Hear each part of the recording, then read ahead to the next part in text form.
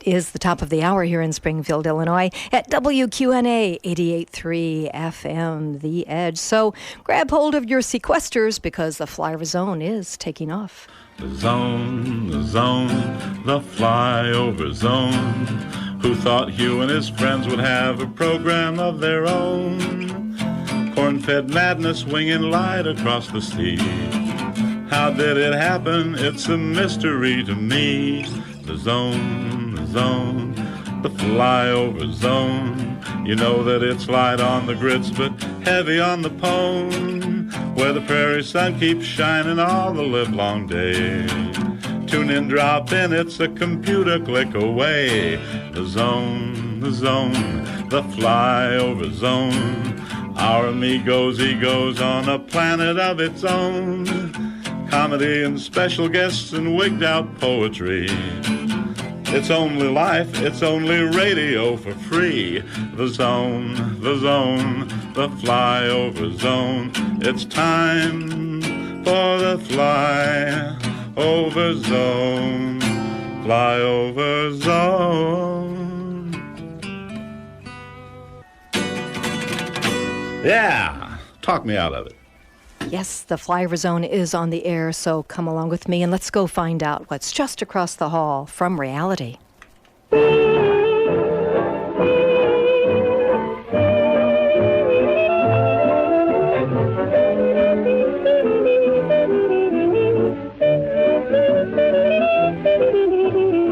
Moon shining on the river, come along, my Liza. Breeze singing through the treetop, come along, my Liza. Something mighty sweet, I want to whisper sweet and low, that you ought to know, my Liza. I get lonesome, honey, when I'm all alone, it's so long. Don't make me wait, don't hesitate. Come and hear my song. Liza, Liza, skies are gray, but when you smile on me, all the clouds roll away. Liza, Liza, don't delay. Come keep me company, and the clouds roll away. See, the honeymoon I'm shining down. Oh, baby, I just made a date with Parson Brown. So Liza, Liza, name of the day when you belong to me, then the clouds will roll away.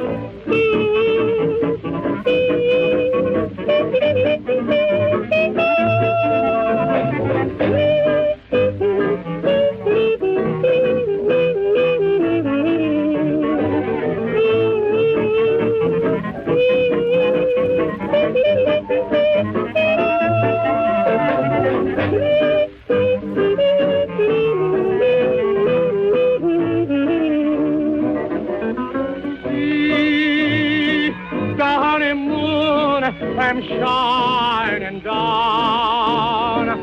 We have got a date with a Parson Brown.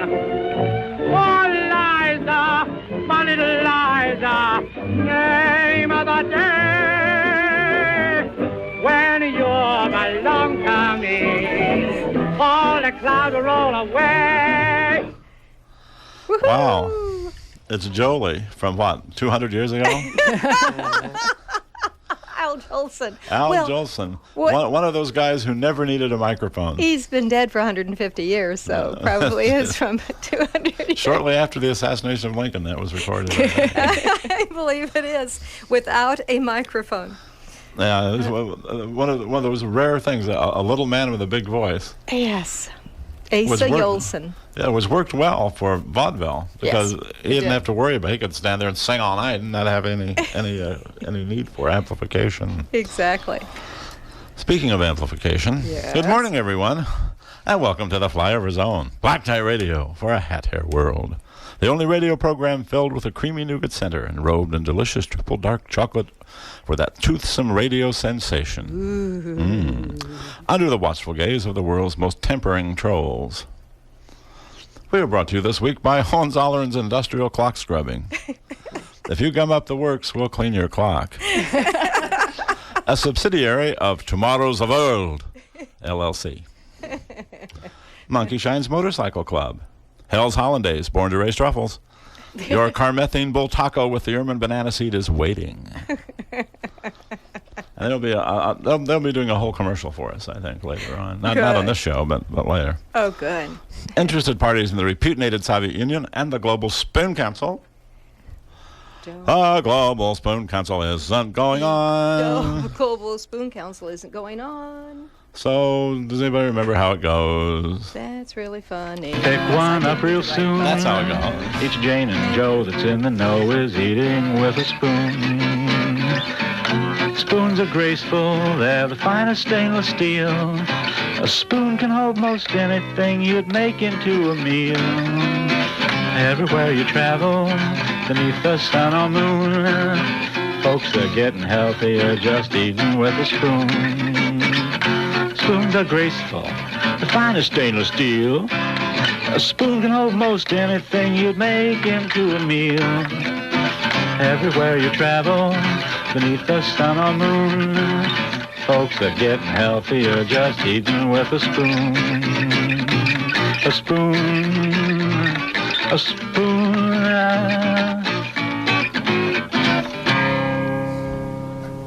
All right. All I can say is spread out. That's sort of like a half a teaspoon version of the Global Spoon Council. I see. It was the abridged version. Yeah. For the short attention span people. I used to say that very thing with those guys from the Brother James Court. They'd all be getting on the van and stuff. Yeah. I'd like, spread out. Spread and out. Get a kick out of it because Three Stooges are important to those guys. I'm a victim of circumstance. It had to be weird to hear this bus going down the street. Yep. Oh, those are the guys from the James Court. Once one of them would do a Three Stooges noise, then they all had to start making It was an interesting bus. Oh, yes. That'd be one of those moments where you'd pull up at the fast food place and you'd hear all this. No, it's all free. Here you go. Let's move it right along. Give them all free burgers right now. Yeah, just load them up. I should mention that joining our flamenco dance of disquisition this week will be Jane Carrington, site interpreter at Lincoln's New Salem State Pack, to tell us about what's going on over there. Bill Furry with info on Poets in the Parlor and history stuff that he wants to talk about. He's a history kind of guy. He's also a guitar kind of guy. Yeah. And a poet kind of guy, so. He's a guy kind of guy. He is. He does it all with a manly flair. A nice guy, yes. And it's awfully hard to set off a manly flair at this hour today. He could do it. He can do it. You think so? Kimberly Connor, a filmmaker with a new movie out called Jump In. Her new movie out is called Jump In. Mm-hmm. And we'll find out what you're jumping into later on. The premiere, I think, is next week. And, of course, Jonathan Rose, our man on the street in Big Apple, will tell us what's going on over there, how things are going with the recovery, and whether or not he's learned to do the Brooklyn Shuffle. Whether he's learned to do that. I'm not sure. I know I think there's something called the Evanston Shuffle, too, but it requires a cane, and you've got to be very grumpy, and it's you call those latkeys? Hey! It's a whole different dance, which maybe we should film for the show and show it to our radio audience. Also in the discussion, our usual apostrophes. Sammy, lie down, O Sybil of sappy sentiment. I cringe in the tepid pool of forlorn, flatulent, floozy-frittered feelings of failure. In the woman ways of my girly, giddy, gritty, grungy goblin of Gehenna, down my Sansa belts. Davis! There's way too many F's there for a goblin to pronounce. So. Yes, that I'm proud of doing that at this hour of the morning Wow. in one take. Yeah, you did. I'm Forlorn, impressed. flatulent, floozy, Feelings of failure. Oh boy! I was Can't- having more trouble with girly, giddy, gritty, grungy goblin of Gehenna. That's the one that I wasn't worried about. Can't do that with loose dentures. No, you couldn't. Not without sending them into the microphone. sending them into orbit, which I've seen people do. Funniest thing I ever saw was seeing a guy gets whacked on the back of the head and His dentures came out. I tell you, you'll love that's almost as good as pouring cold water on some guy in bed, as we also did at one point or other. Oh, of course, everyone's in done my that. checkered past. It's imprinted on your mind, just the way this guy rose from sleep. People don't rise up like a vampire from sleep. It was just like it was well worth doing. It was a wonderful thing. Also, we have Lana, the Vercingetorix Severe Violman, at the controls. Yes, and thank goodness Dan's isn't here with me today, or I wouldn't know which button to push. Yes, the inscrutable Dan's is joining us for a while. I'm all about pushing buttons. She's pushed mine. And sadly, Brian, our satrap of science Willard, is in the continuum in outer space today. Not feeling too well, so I hope he gets to feeling better. He's working on a big report for next week, so Wow. a science-y thing. A science. Oh, good. I'm glad it's sciencey.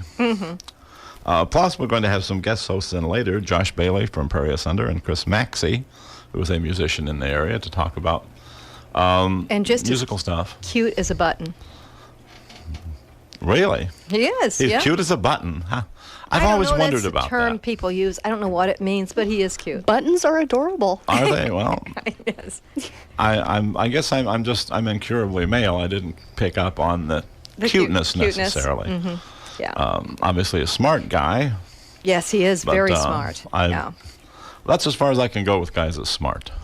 Smart or dumb. That's it. I'll leave all that other stuff to somebody else. And lastly, a man who believes the sequesters are those tiny, shiny metal thingies you decorate your jeans with. You more.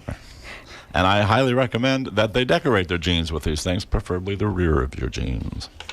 Now it's plucking, poetizing, and we get on with this show. More as it is, such as it is. More We're moving. sequesters, please. Yes. I tried to do that once with a sequester machine and a bunch of those metal things. Did you ever do that, Dan's? Is that like bedazzling? Yeah, with you stamp them in there with some sort of little. They're little metal studs of some kind, Yeah, and you grind them into your trousers. That sounds painful and kinky.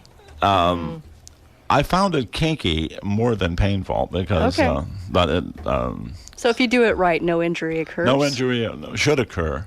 Not the best thing to wear in frigid weather, however. I would not recommend that. But no, I did that once. I turned out the most bizarre-looking jeans anyone had ever seen. I thought I have to put every possible sequester on here, and so I rated all the sequesters I could find from people who had them, and it was just literally a shining mass of. Now, I have It seen. looked like mail, chain mail of some sort. Yeah, I have seen the shirts done that way with some sort of shiny studs. Well, they were those were remarkably heavy and virtually unwearable. Yeah. I tried them on, and it was just like walking around, and you wouldn't want to sit down in these. That would be painful, no matter how you look at it. So let me think. Did I have anything? A bunch of stuff to talk about, or that we had to plug. Oh, one of them is at the Bachel Lindsay. They're having another gig down there. at Right, 2 and I o'clock. think Bill Furry. Is he? Oh, he's going to tell will us talk about that. I think he's going to be there today at 2. Seems like there was something else. Well, but- next Saturday after the show at 3 o'clock in New Salem, and I know Jane's going to talk about that. I guess you're going to the horse thing. present a poem. Yes, I want to present a horse poem. for a horse that died. Of course. Yeah, it was a weird thing I got into, but I want to remind her. I'll send her a copy of it, and she can begin the horror of distributing it to people. It's going to be like a memorial to the horse. He was there at New Salem, I think, 25 years or so. well-known horse in the New Salem community, which is something. So I had to approach it like a cowboy poem. I thought of people like Andy Wiesenhofer and Baxter Black and thought, now that's the only way to do this. You have to go straight ahead at it from the standpoint of a cowboy and his horse.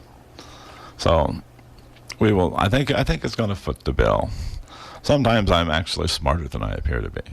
Oh boy, that's good. That's frightening, isn't it? We got to get Wiesenhofer back on the show. Well, I was It's been thinking a about that the long other day. time, yeah. We haven't had Andy on in a long time to sing. I'm sure he's got a raft of new songs to sing, and or a raft of the Medusa, one of the two. We need to say that the snow canceled the whiskey tasting. That it's all about wine. Thank God, I didn't miss it. And so they've good. rescheduled it for March 7th. March 7th, be the whiskey tasting. Yep, and there's 7 or 8 different whiskeys that they will be sampling. Good. So- March 7th. Yep. Well, I'm always interested in sampling a whisk or two. If you're off to the Emerald Isle, you'll be sampling a whisk or two, I suspect. I will be tempted to. You better. Well, And it's also the land of Guinness, too. We'll get them yes. both together so you got an Irish boiler maker. one of the coolest things that happened last time I was in Dublin, actually a cool place to stay.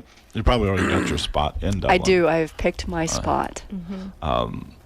You might take the tram down along the Irish Riviera for a morning trip or something. That's where she and I stayed. There was one of those, Dunleary, I think was the name of the town. Yes. And Of course, it doesn't look like Dunleary when you see it written out, but well, it begins to look like it though if you apply yourself. I know.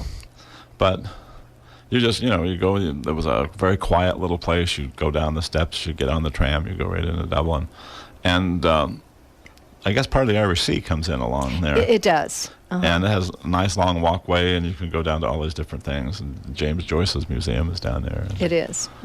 You can walk to that. The Irish Riviera, I highly recommend it to anybody. And Dublin, I highly recommend to anybody. That will be my home base of operations. You will have more fun than you imagined you would. It is so I cool. hope to. Yeah. Well, you got to at least, whether or not you care to overindulge in the spirits of Ireland. You got to, if you're in Dublin, you got to take a trip down to Temple Bar. Oh, yeah. Of course, there's a Temple Bar that's the name of the bar, Right. but there's also Temple Bar, Area. the area. Right. Yeah. I think the bar's been there since, 1690 or something. It's been there. Well, how long has the college been there? However long Trinity College has been there, that's how long Temple Bar has been there. I hate to change the subject, but I'm going to, of course. Well, I might change it back. Just because I know we have a really full show, and we're going to contact Jane from New Salem at the bottom of this hour. But I just want to say that I missed Dan Quayle's birthday. No. It was February 4th. Oh, man. February 4th, 1947, Dan The Quayle Quayle. eggs. And I have a few quotes from him. Oh, And so I thought I'd just It's do- never too late for a Dan Quayle. Yeah. Quote. Say that fast. I am not part of the problem. I am a Republican. That's one. I have made good judgments in the past. I have made good judgments in the future. Darn it. Republicans understand the importance of bondage between a mother and a child. He That's one of the few things he said I agree with.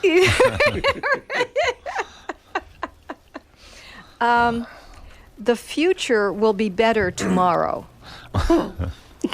I mean, these are Dan Quayle. That's almost Zen-like. I remember many of these, actually. Welcome to President Bush, Mrs. Bush, and my fellow astronauts. I know. He was, of course, vice president, 44th vice president under George H.W. Bush. It's time for the human race to enter the solar system. Verbosity leads to unclear, inarticulate things. So. Like this. we're all capable of mistakes, but I do not care to enlighten you on the mistakes we may or may not have made. And he's really good at that. We may or we may not have. Well, so was the Rummy. Rummy was good at that, too. It's sort of a Zen-ish kind of. Uh-huh. In his case, it doesn't make any sense. We have a firm commitment to NATO. We are part of NATO. We have a firm commitment to Europe. We are part of Europe. Anyway, that's He Dan. must have gone to the same school as Palin. Yeah. That's Dan Quayle. Well, he's just cute as a button. He is. And sharp as a zipper. You know? Right. Yes. Well, it reminds me of that famous line of Betty Grable, when she said, "I just love God. God's just a living doll." By the way, I found the origin for cute as a button. Oh, what is it? Oh, good. There's a couple of things. It did sort of refer to small things. Mm-hmm. And usually if a person was small but they were attractive, they were called cute as a button. Mm-hmm. But it is not a button from the lapel. It's the bachelor's button flower. Well, blimey. I didn't know that. And so the other one, too, was that it was, let's see, I'll give you that answer, too. The answer man. Yeah. Any small sparkly thing. And also there's a button quail, which is a very small, fluffy bird. Speaking of quail. In England, Speaking of quail. yeah, there you go. So You could say all that fits in there. Dan Quayle is cute as a button quail. Yeah, button quail. Quail. You could say that. Yeah. Fascinating. Well, Yeah. don't you kind of miss the days of Dan Quayle? Well, I mean, look what we have for a vice president now. It's almost as good. I admit. Almost as good, but not as good. We owe him an allegiance because once the Republicans actually had an idiot for vice president, that opened the door for all those. I mean, look at the clown show we had for the election last time, and that's all because of Quayle. It was very enabling for idiots. Yeah. Well, there has been a movement of moronity, if there's such a word, too. A march of moronity? The march of moronity. I'm sure there's somewhere on the planet Galfon, or one of the other strange, mysterious planets that inhabit the science fiction world. I'm familiar with the planet Galfon, eh? Here's one more. I just had, I okay. turned the page over. I forgot, and I did another page of these. We are ready for any unforeseen event that may or may not occur. Well, it's hard to be ready for that which may or may not happen. I know. It reminds me of that wasn't that supposedly that prayer from the Unitarians? Oh, yes. The God that may or may not exist. Right. On and on and on. I think May or if may I- not be female or It may or may not. If I don't know any more about it than that, I might as well just let it go. It seems mildly pointless to do that. Illegitimacy is something we should talk about in terms of not having it. Well, that's a little bit to wrap your head around. But the thing about Dan Quayle that I thought was so cool is he delivered these things with complete deadpan. Oh, my goodness. Unlike yes. the current vice president, who sort of turns everything he does into a small mini drama. Mm-hmm. His voice changes. He begins to quaver. His eye begins to tear up. They'll go out and say, "Hey, what you got to do? You got to go out and buy a shotgun. Come on. Go out and buy a shotgun." Why is the vice president of the United States telling me to go out and buy a shotgun? Isn't that just adding fuel to the fire that's already loose in the land? All these gun guys are terrified of the government anyway, and he's saying, "Go out and buy a shotgun." I just think it's really important, and go out and shoot it up in the air. Look, this buckshot has to land somewhere. The buckshot stops here. Ooh, well, that's two in a row, 2 weeks in a row. You've scored heavily. She certainly has, and she's brought us right up to the little song I want to play, because not only is February the birthday of Dan Quayle. It's also the anniversary. February 11th, 2006 was the day that Dick Cheney shot this Texas attorney. His name was Harry Whittington. Quail hunting? While he was quail hunting. At least it wasn't Dick Whittington. And Hugh wrote a little song about it. And remember, Dan Quayle was also the one in a school, visiting a school, and the kid was spelling potato. Oh. And he says, you got to keep going. It's got to have an E on the end of potato. And listened for all of that in his song, Buckshot Dick. Out on the prairie where the cold wind blows rides a Wyoming wonder that everybody knows. In his Gucci hunting goggles and his smokers buckled tight, he's the Beltway buckaroo spoiling for a fight. Buckshot Dick, he's a legal aerator. Buckshot Dick, he's a tubby little terminator. Better run when he cocks that hammer down. Buckshot Dick, he's a presidential regulator. Buckshot Dick, shoot first and ask a question later. Duck and cover up when it's Buckshot Dick. Hunting with his buddies through the hills and up the hollers. Hanging with the fellers who can give $1 million. Gentlemen songsters out on a spree, hunting those KWALE. That's quail, and don't forget the E now. Buckshot Dick, he's a legal aerator. Buckshot Dick, he's a tubby little terminator. Better run when he cocks that hammer down. Buckshot Dick, he's a presidential regulator. Buckshot Dick, shoot first and ask a question later. Duck and cover up when it's Buckshot Dick. Up jumped a quail just fluttering all around. Buckshot snarled as he pumped another round. He bagged himself a benefactor fair and square, but he's just shooting lawyers so nobody cares. Buckshot Dick, he's a legal aerator. Buckshot Dick, he's a tubby little terminator. Better run when he cocks that hammer down. Buckshot Dick, he's a presidential regulator. Buckshot Dick, shoot first and ask a question later. Duck and cover up when it's Buckshot Dick. Buckshot Dick, he's a legal aerator. Buckshot Dick, he's a tubby little terminator. Better run when he cocks that hammer down. Buckshot Dick, he's a presidential regulator. Buckshot Dick, shoot first and ask a question later. Duck and cover up when it's Buckshot Dick. Duck and cover up when it's Buckshot Dick. Okay, that's for Dick Cheney Yeah. and for Dan Quayle. And, we just don't make vice presidents like that anymore. Well, we almost did if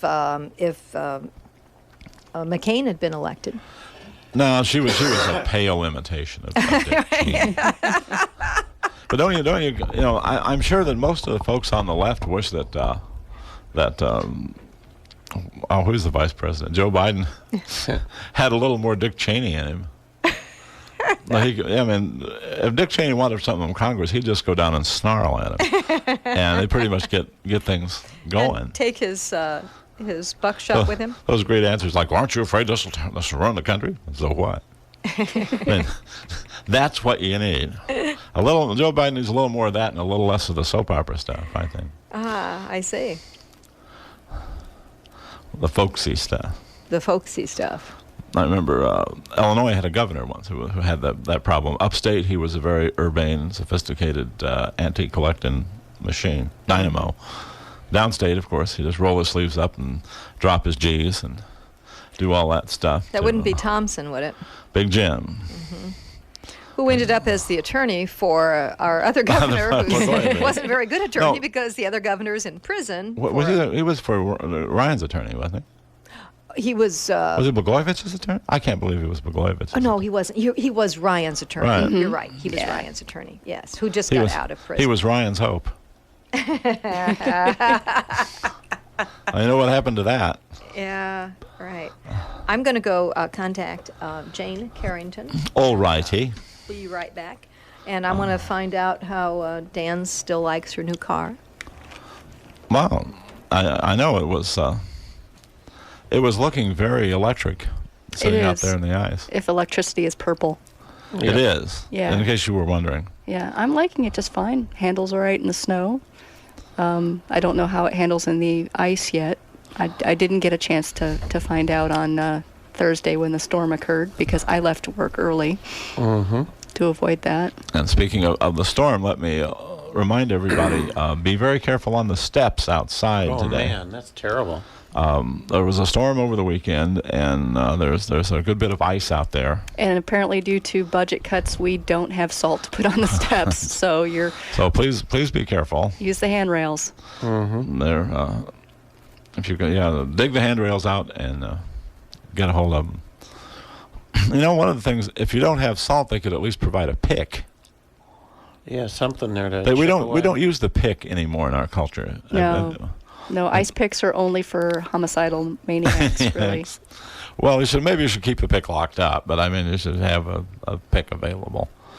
Or I would- have some mountain climbing gear out there so people can climb up a rope or Say something. rappel up and rappel down. That Yeah. would work. You know, we need to figure out if we're going to be in the parade, the St. Patrick's Day parade. The applications are due March 1st. Oh, Yeah. And I'm game if you are. I am definitely down with it. Okay, well, I guess I will fill out the application and get it mailed in. You are a true Christian. And I'll let Deb know that at least some of WQNA will be there presenting, representing, and anybody else who wants to go along with us, we'll be there to fly our flag high. To raise Our high. freak flag. You beat me to it. Yeah, I'll get the gremlin out of storage. Yes, indeed. Now, have you found any more stuff to put on the gremlin that would fit into its storyline? No, I haven't. But it looks like we have somebody on the phone.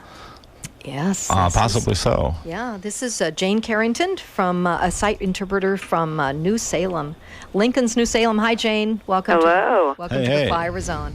Why, thank you. I'm delighted to be on. Well, we're happy to have you on. Yeah. And what sort of wild and exciting things are going on out at New Salem today? Anything? Well, today, that's interesting you asked because it's beautiful out here. We've got lots of snow, and New Salem looks absolutely lovely when there's snow on the roof and snow in front of the cabins. I actually have 3 volunteers who have come out today to shovel their way through the village, go start a fire, and be out here in case we get any visitors, which we do. No matter what, we get visitors. That's great.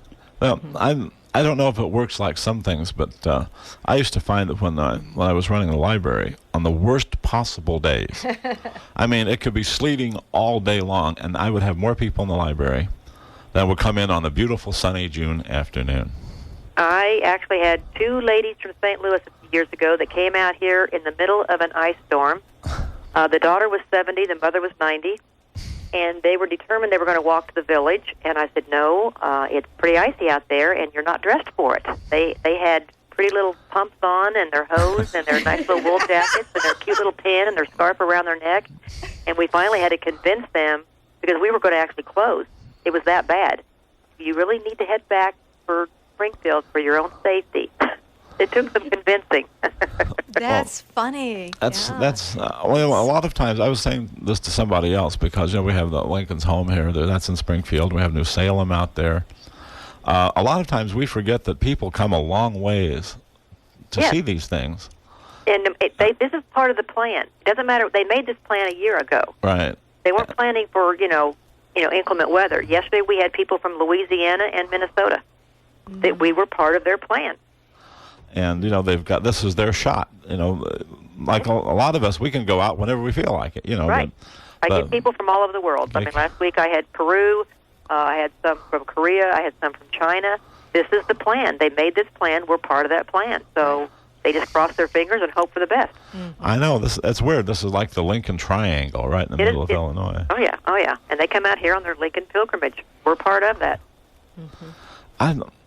I'm always fascinated by the fact that people in the most far-flung parts of the world know who Abraham Lincoln is. More than my son. More than most of the people here in town. I think. They have no idea. Well, Abraham who? Japan and India seem to be the 2 countries that really study Lincoln from grade school on. because I talked to a lot of them, and they have literally been studying Lincoln since they were children. I have some I was thinking about earlier because we were talking about a 5,000-year-old site they found in the Orkneys off of Scotland, an old as a prehistoric city that they've uncovered. No one thought that this was possible, that you would find people at this time 5,000 years ago in the British Isles living this way, but here it is. Wow. And it'll probably end up being what they call in Europe a World Heritage Site. Okay. Which is sort of like all of the nations of the world contribute to keeping it up. It's like the UN takes care of them. And the only one I can think of in the United States, the only two actually that would probably qualify are the Grand Canyon and the Lincoln stuff. Lincoln well, could. And of course, the Lincoln home is the original home, so they have that status. We, of course, are a reconstructed site, but it is on the site that was actually here. That's what a lot of times people say, is this really where New Salem was? Oh, absolutely. 17 of those buildings are on top of an old foundation and cellar. So it's not like we made up a site. This is the actual site, and that they dug out the wells, they dug out the cellars, and rebuilt right on top of it, what it used to be. And one building is original, is that right? Cooper Shop is original. Mm-hmm. The Enstants moved down to Petersburg in 1840. They dismantled all their buildings and moved them down the hill to Petersburg and rebuilt them. And the Cooper Shop was rediscovered in Petersburg in 1920, and the state took it apart and brought it up here and put it back together again. Then, in the 1930s, they finally appropriated enough funds to rebuild New Salem. Mm-hmm. Well, now when they rebuilt it, I know that you said they built them on the foundations of these old buildings. Do the buildings that they built look as much as they can like the buildings that were there? Well, that was a pretty difficult decision to make because there's no photography in the 1830s. The Onstant House is still in Petersburg, but it's been sited, it's been shingled, it's been added on to, but they were able to go into it to get a good feeling of where the windows and the doors were set and everything. So a lot of these out here are really just a guesstimation based on tidbits of information that we had at the time. So they're probably pretty close. I've wondered about that for a long time because they're not all uniform. They all look different. Right, and a lot of them depend on what trade or business you might have been in, because New Salem is a commercial village. Everyone up here offered goods and services to the farmers in the outlying district. So the Onstant boys, who wrote a book called The Pioneers of Menard and Mason County, they said our home was 2 large rooms, 2 fireplaces, and a lean-to out the back. That tells us how their setup was. If you were the cobbler, then you might have had, your little lean-to workspace connected to the house. Here we show the hatter as having a little porch with a kettle out of the porch. And he had several children, so I can't even imagine. I think 9 to 11 children in that one little house. The workshop added to it. Right. But the Parthena Hill house, she said to many people at these old settlers reunions that they'd have, that she had the only 2-story house at New Salem with a front porch, iron hinges on the door, and a sliding window. So we had tidbits of information to help rebuild the best that they could. Well, I would imagine that the hatter was mad long before he ever took to hatting. Yes, because they still used mercury. Yeah. Yes. So you had at least one unstable person wandering around the building. Well, if you had a lot of kids running around and mercury, steaming up out of that vat, it probably would have been interesting. Yeah. Just stay away from the hatters, people. Well, I always thought it was funny because we don't know a lot about the Waddells, which were the hatters, and all we have is like little tidbits in the Pioneers of Menard and Mason County. And one of the boys mentioned that there was a polywaddle. I'm like, polywaddle? Waddle? Doodle all day. Did you make that up? Little Onstant, or was it really her name? And back then in the census, they did not put down their name. So that's been a family that's been kind of hard to track back because they kind of drop off the census. Where every 10 years they did a census. Eventually they started actually writing down the names of the members of the family. But originally, like an 1830 census, it would have been Martin Waddell, wife, and then they would have said approximate ages of the girls and boys. Not even the wife's name. That's one of the things my sister encountered when she was doing a lot of research for our family history stuff, is that you would find tons and tons of males, heads of households. Heads of household, yep.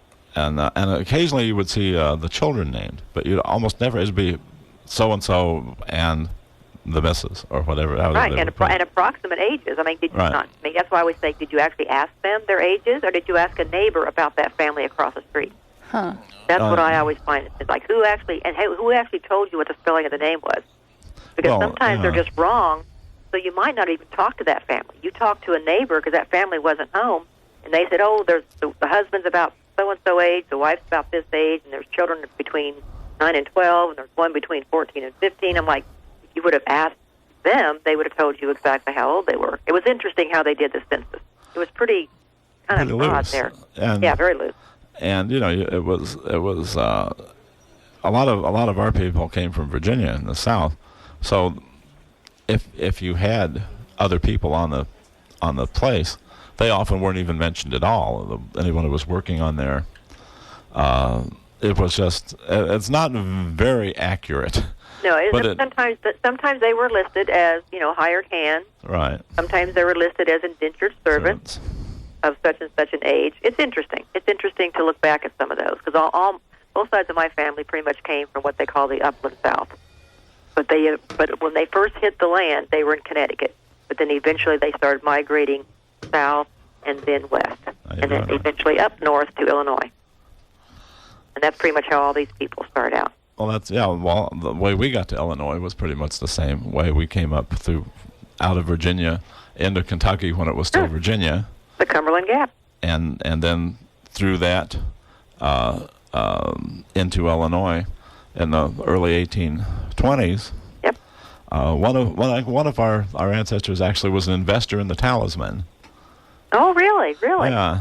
Okay. So okay. Wow. What we were doing. A lot was invested in that Sangamon River, and they were all mightily disappointed. It was doomed to failure, but they were very.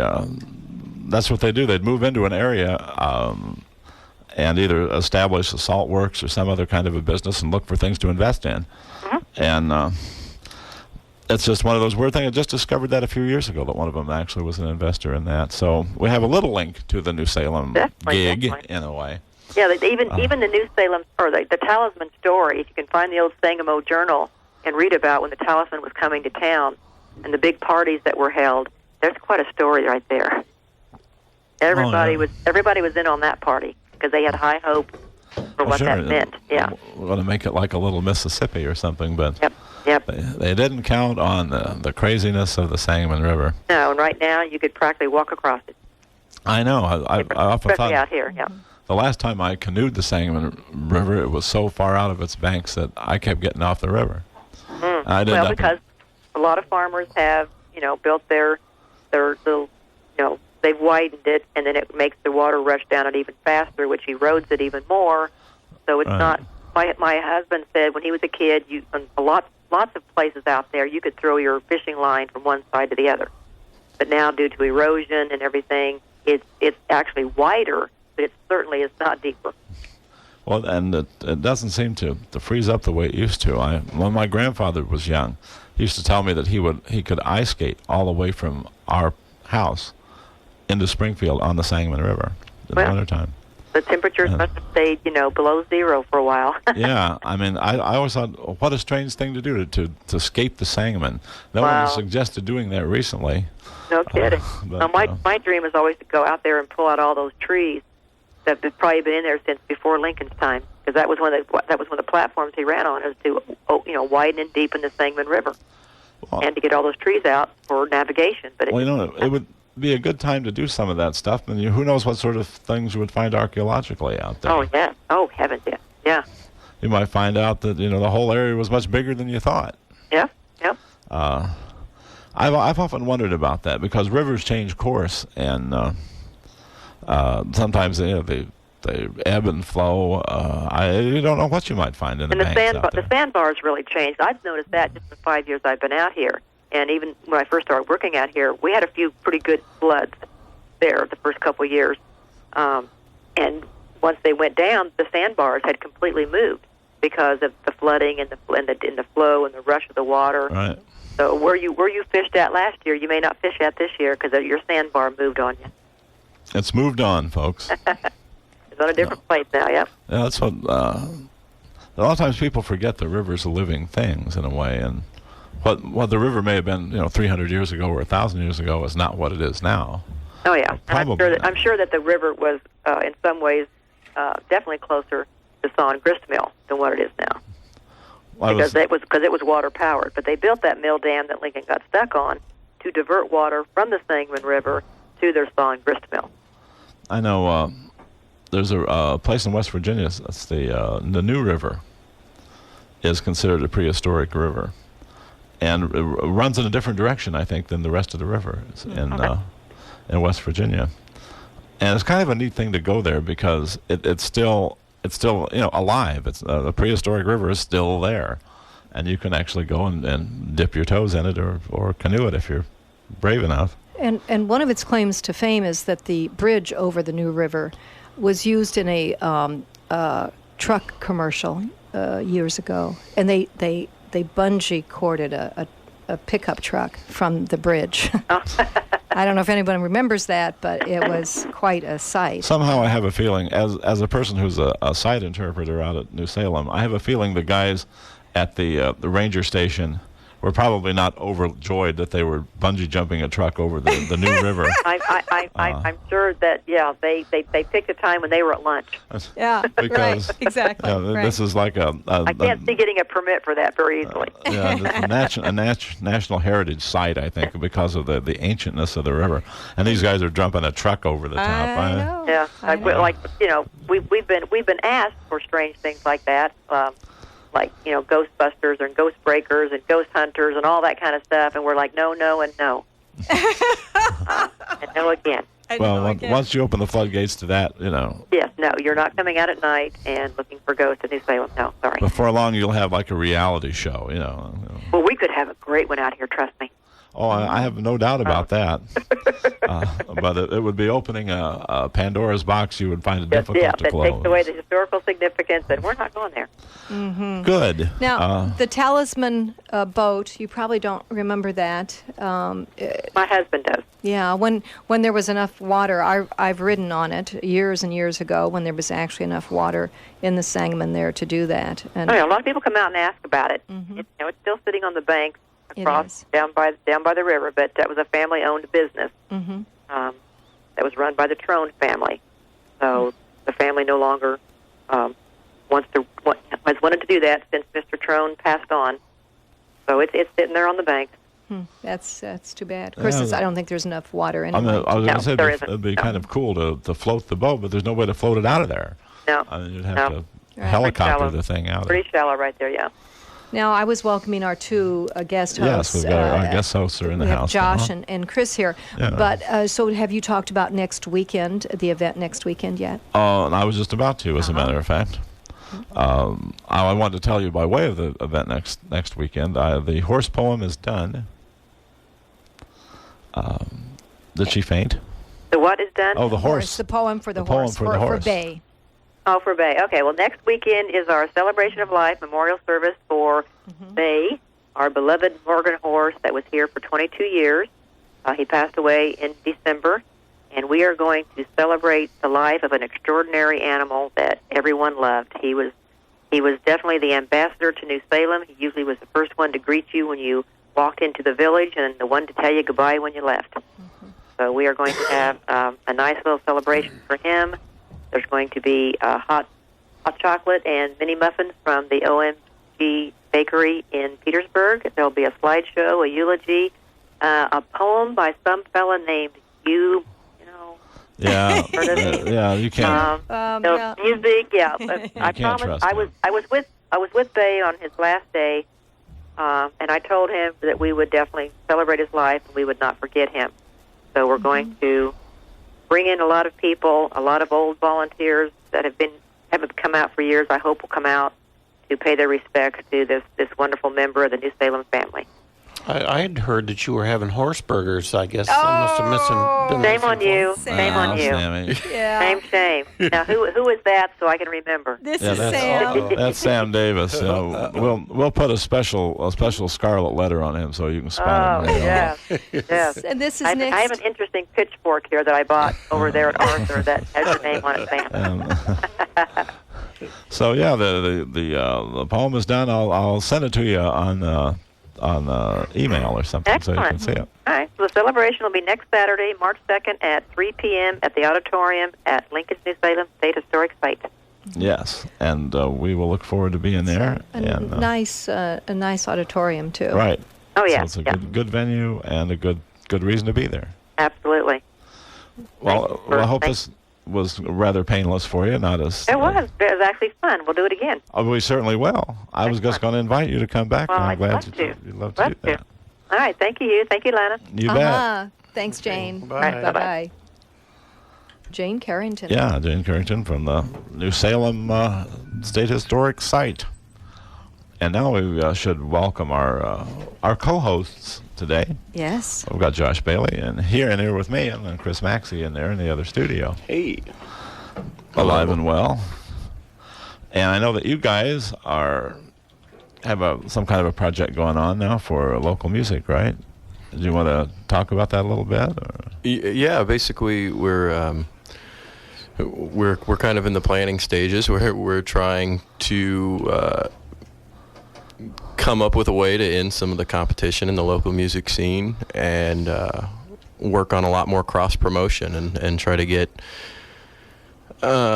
different bands to swap audience. Well, I think that's well put. I mean, I don't know you could put it better than that. Talk about the competition. I'm just curious what you mean by that. Well, we think in the local music scene there's, and it kind of seems to be on the decline. It seems like there's some fresh life coming into all things art in the community, which is great, but you still have a lot of musicians. Mr. Maxey and I were talking about this before the show. I think as a result of limited venues and limited audience, there's not as many people as there are here in Springfield. The audience for the local music scene is pretty thin, and so everybody kind of feels that they have to fight for it. And so you get other musicians, putting other musicians down, and we think that's pretty counterproductive. And we'd like to see a lot more cooperation so that there's more attention drawn to the scene as a whole. Well, and I think that that's certainly a laudable goal, and I think it's achievable, because actually the idea is like it is in almost every problem in America is not, you got to grow the audience, right? And I think the more people work together, the more people are going to show up, and the more interest there's going to be in what's going on. Absolutely. So I see you're in the planning stages on this, and I'm sure you have all kinds of interesting ideas that you're rolling around to promote that. Are you planning any sort of musical events that would promote this? How it's going on, Chris? Eventually, but we're also trying to achieve things that haven't necessarily happened here locally in Springfield before. So, I mean, we've had plenty of festivals where let's showcase a bunch of local music, and that's fantastic. Right. I don't mean to say that that isn't amazing or isn't useful or anything like that, but we do want to. We have three primary objectives, really, that we would like to accomplish.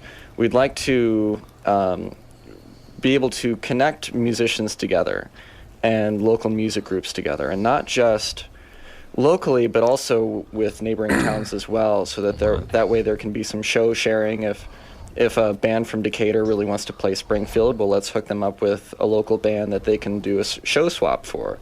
They'll co-headline a show in Decatur, and they'll co-headline a show here, or something like that. So we can connect musicians together. Outreach externally from the music community, so that we can develop more of an audience. Because there's, say, maybe 2,500 people that occasionally go downtown for music or something like that, or at the neighboring bars. There's not a lot of support there for a town of 100,000, 110,000, whatever it is, that's pretty dismal percentage of people that come out to hear local music. And it's unfortunate because, and it's not just music. I mean, it's local art, it's local theater work. I mean, arts and culture in general. We're all kind of in it together. Right. And, there is a bit of hometown mentality, oh, they can't be any good, they're from here, Right.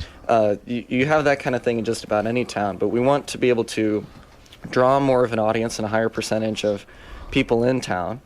And then last, we want to create resources for local musicians. I'd personally really like to see some local musicians who have been around the block, who have maybe toured a little bit and who've been around for a while, be able to write articles in literature for up-and-coming local musicians to be able to kind of break into the scene. So if you practice in your basement all day and become an incredible guitar player, or you have an amazing voice, that's awesome, but that's only about half of it. When you play out and you become a part of the music scene, you have to be able to perform, you have to be able to entertain. And there's a whole business aspect to it too. There's a business aspect for promotion. There is, kind of an ethics and an accepted way to go about dealing with venue owners and booking your band and things like that.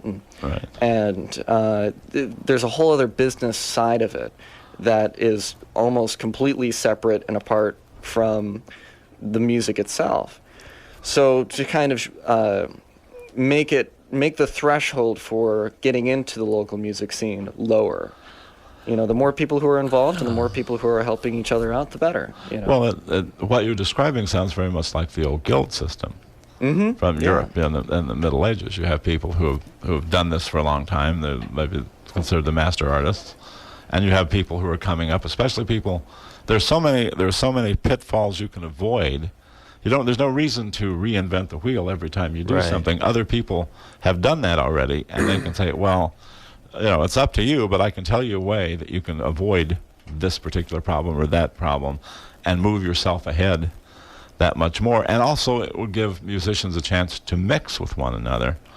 I especially like the idea of the inner city idea, from city to city to city to city, because it's not just a one city problem. Right. I mean, when you hit a place like Champaign, they usually get a pretty good turnout for it. They have a huge university there, and it's a pretty bustling community. But in between there, hither and yon, left and right, there are a lot of communities where that isn't necessarily happening. Absolutely, and that was something that Josh was bringing up when he and I were discussing earlier, was that hitting up some of these kind of smaller communities that maybe don't get as much of that kind of music and would probably draw a bit more of a crowd, and people would be more interested in something like that. Well, also there's a way, there's an advertising aspect to what you want to do as well. Absolutely. Absolutely. There are media. One of the things that I would want to find out is, where do most people get their media information? What are the outlets that most people are using, and find a way to get into those markets to advertise your product. Certainly. And whether it's TV, whether it's radio, whatever it might be, it could be into something else. Who knows? And make sure that those markets are tapped, because a lot of the people, I think, out there don't know this is going on. I can't tell you how many people I've walked up to, and they said, "Well, I didn't know there was an art gallery down there." Right. Well, and they're in a way two people at fault there. Number one, the person for not knowing there's a gallery. Number two, for a gallery not doing enough publicity. And the same could be said for music or any other of the arts that you want to include in this. So and it is a music initiative, but we're all kind of in the same boat. All of the creative arts that are here locally, not just in Springfield, but the surrounding area, we are all kind of in the same boat as far as promotion and things like that. You'll see a lot of the same people at the same events, and it's important that we all kind of stick together to be sure to help each other Well, that's out. been one of the problems I've always said about Springfield, though, is that you tend to see the same 50 people.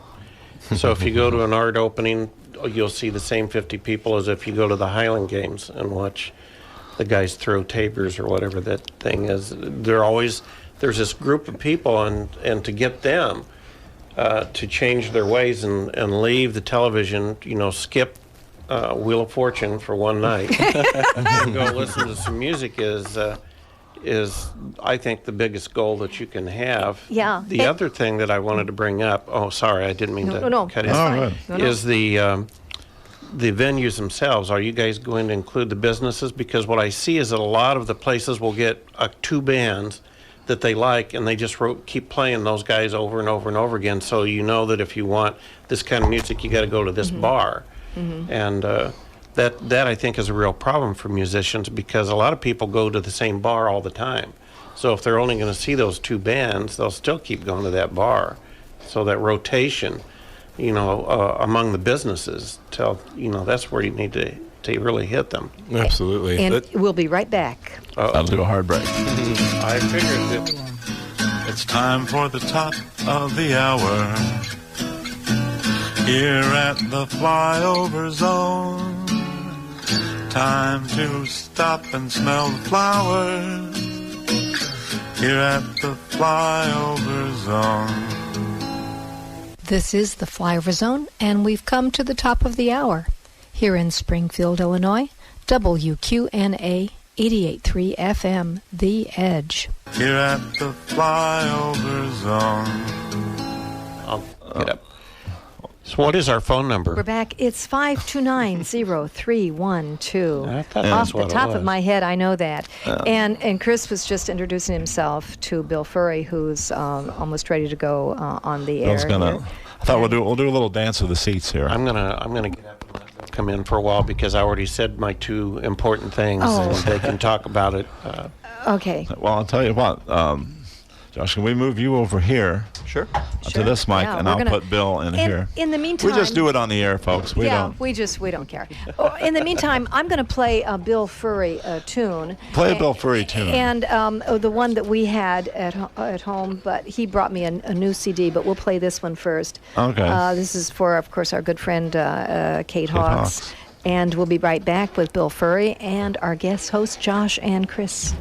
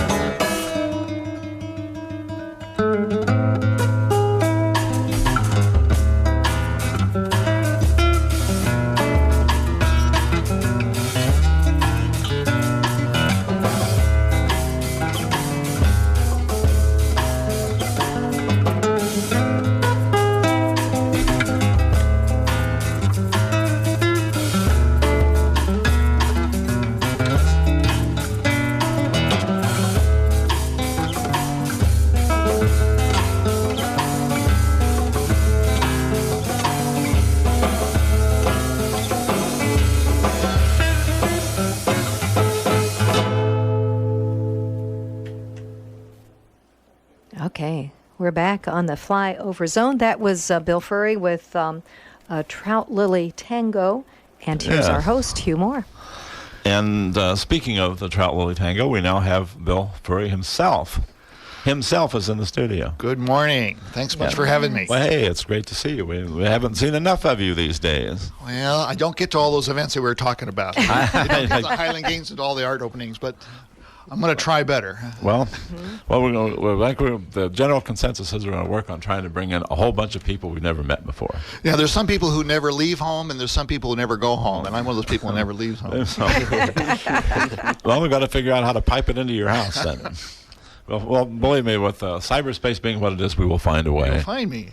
Well, it's good to have you on the show today. Did you have anything particular, I'm sure, that you wanted to talk about? I know at least two things you wanted to talk about. Two things, yeah, definitely. Of course, we talked about the symposium, the Illinois State Historical Society Symposium, which is coming up this next weekend.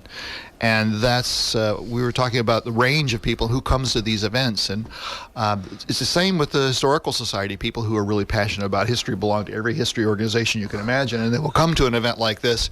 This year's called Slavery and Emancipation, Global Perspectives. And it looks at the 150th anniversary of the Emancipation Proclamation, but also the other areas of slavery that we are faced with today and 150 years ago, whether it's the freedom of the serfs in Russia, whether it's the liberation of Haiti, whether it's emancipation of the slaves in the States, all the way up to global trafficking and forced labor for children and sexual slavery that happens in the country. So we're having this symposium that's looking at all these aspects. Well, and it's sadly, it's a timely subject.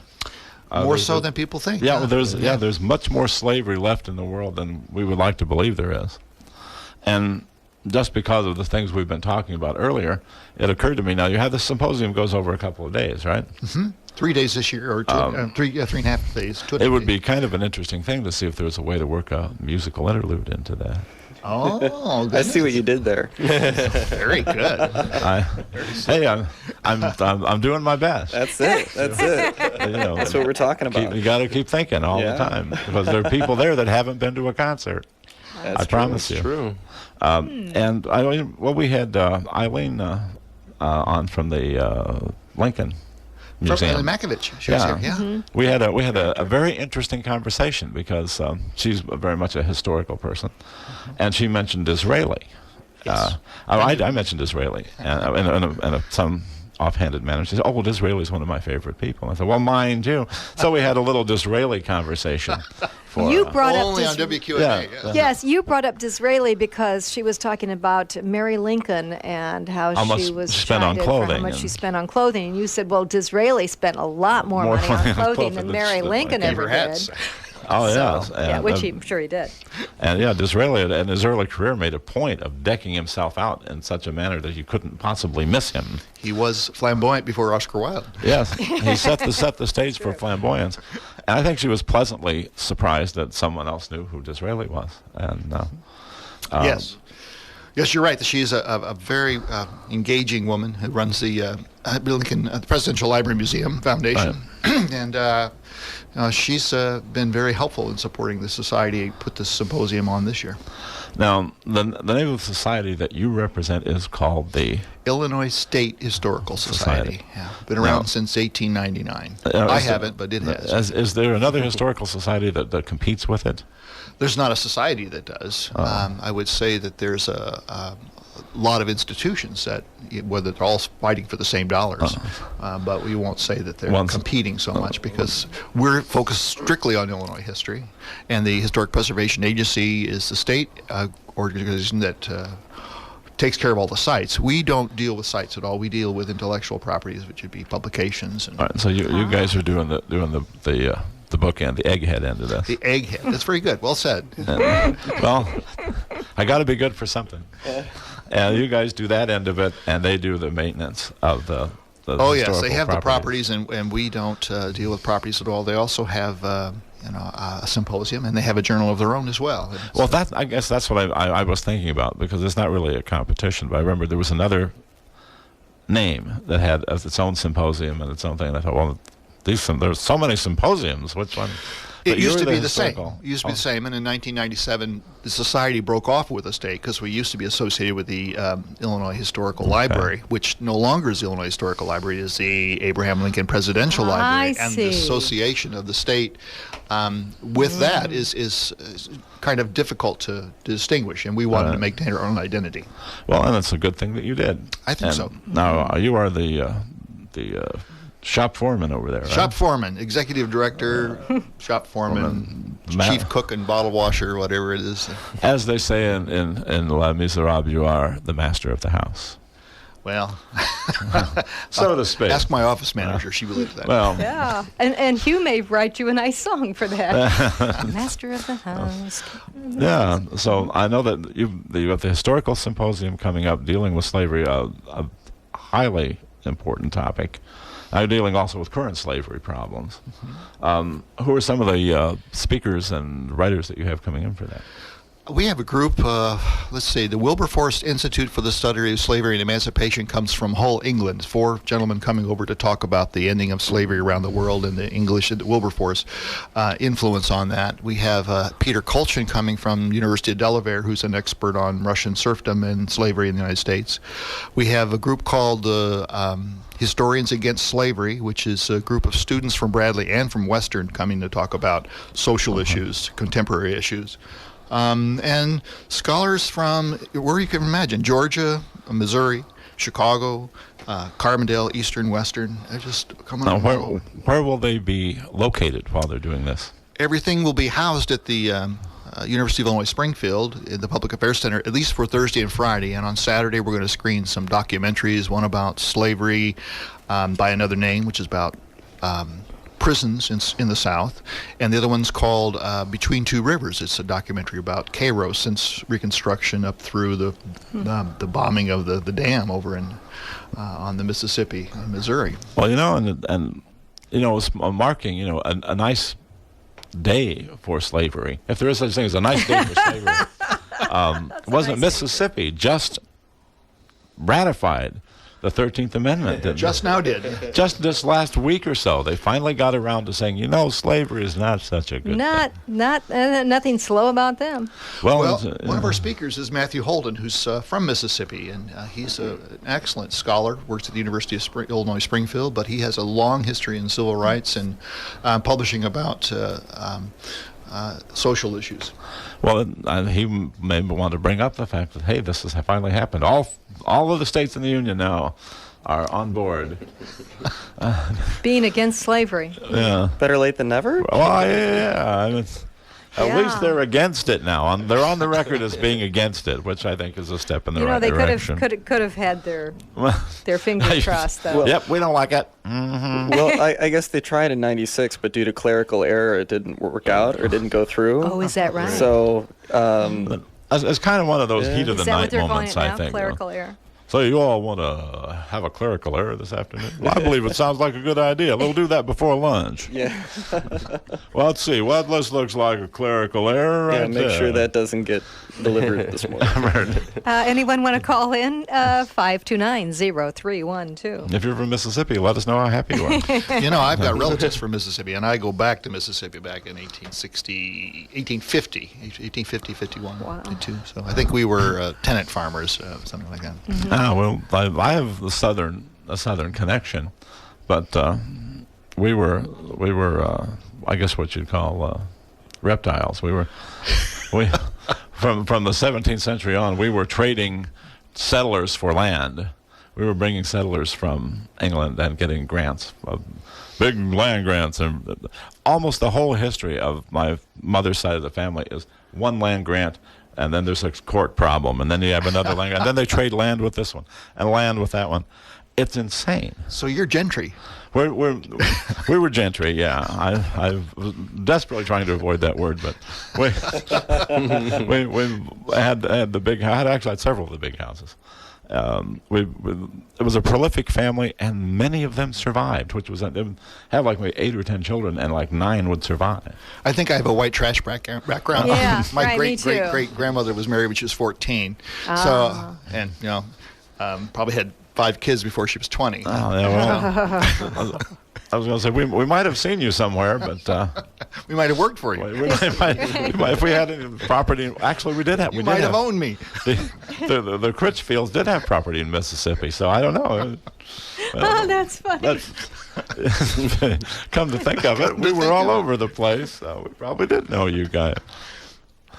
Actually, we a weird little historical aside is that we caused a furor in Illiopolis when we moved up here in the 1820s and settled all over, bought land, bought everything we could get our hands on, and one of our relatives who lived in that area, Chesley Dickerson, actually took his riding crop to a guy who had insulted his girlfriend.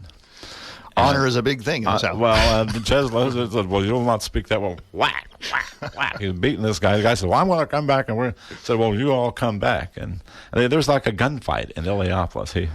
He wounded like 3 of these people and went into court and said, "These guys insulted us." All right, case dismissed.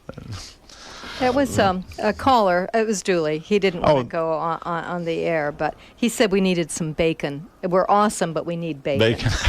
And, Dooley's not doing anything right now. Bake some omelets and some bacon over here. Hey, my leg is sizzling here. Yeah, come on. Yeah, we agree. We need it. Get it over. Of course, I could probably skip the ham, but bring me something. I'll eat the eggs. You would eat bacon if it was covered with chocolate. I've tasted bacon covered with chocolate. I know you have. I mean, if chocolate is like the evil thing that controls me. Off the wagon. I did, yeah.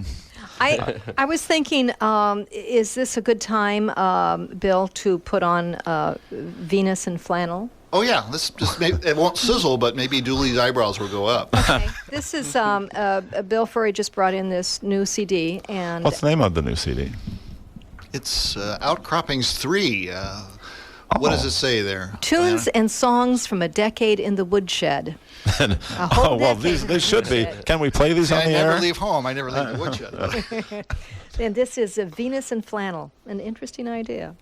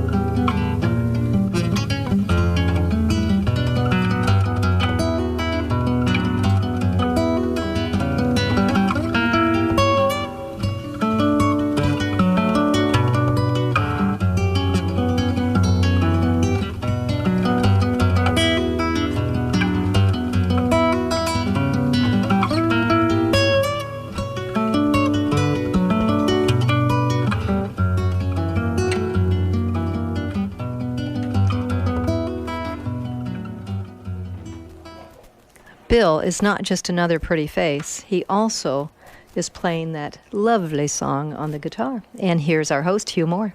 We're back, and would it not have been squirrel at some point? Or because I had friends when I was growing up who ate things like squirrels and opossums. Raccoon on New Year's Day. Sam's whole family. They ate love opossums. squirrel. I mean, you've got to have heart to actually try to kill an opossum. That's one of the ugliest animals imaginable. Very, very hungry. They're better cooked. Yeah, we were talking about the strangeness of life and how you have those moments of enlightenment that hit you that, gee, things aren't exactly the way you thought. Or that maybe you should have thought a little bit more about it. And speaking of things that we always want to think about, Rachel Lindsay. Rachel Lindsay is doing something this afternoon, right? Yes, this afternoon we're doing a program called Notable Nightingales at the home, and several folks are reading and playing tunes, looking for all kinds of references in art and music and poetry regarding nightingales. And of course, the more you dig, the more you find, and it's astonishing how much we've come up with for a 45-minute program. We could probably do 5 programs at 45 minutes. On nightingales alone? On nightingales alone. They're a popular figure in writing. Well, probably just around this room we could go around and talk about people who've written songs about nightingales. Carole King's written songs about nightingales. Nora Jones has written about nightingales. James Taylor recorded songs about nightingales. Igor Stravinsky recorded an opera about nightingales. Right.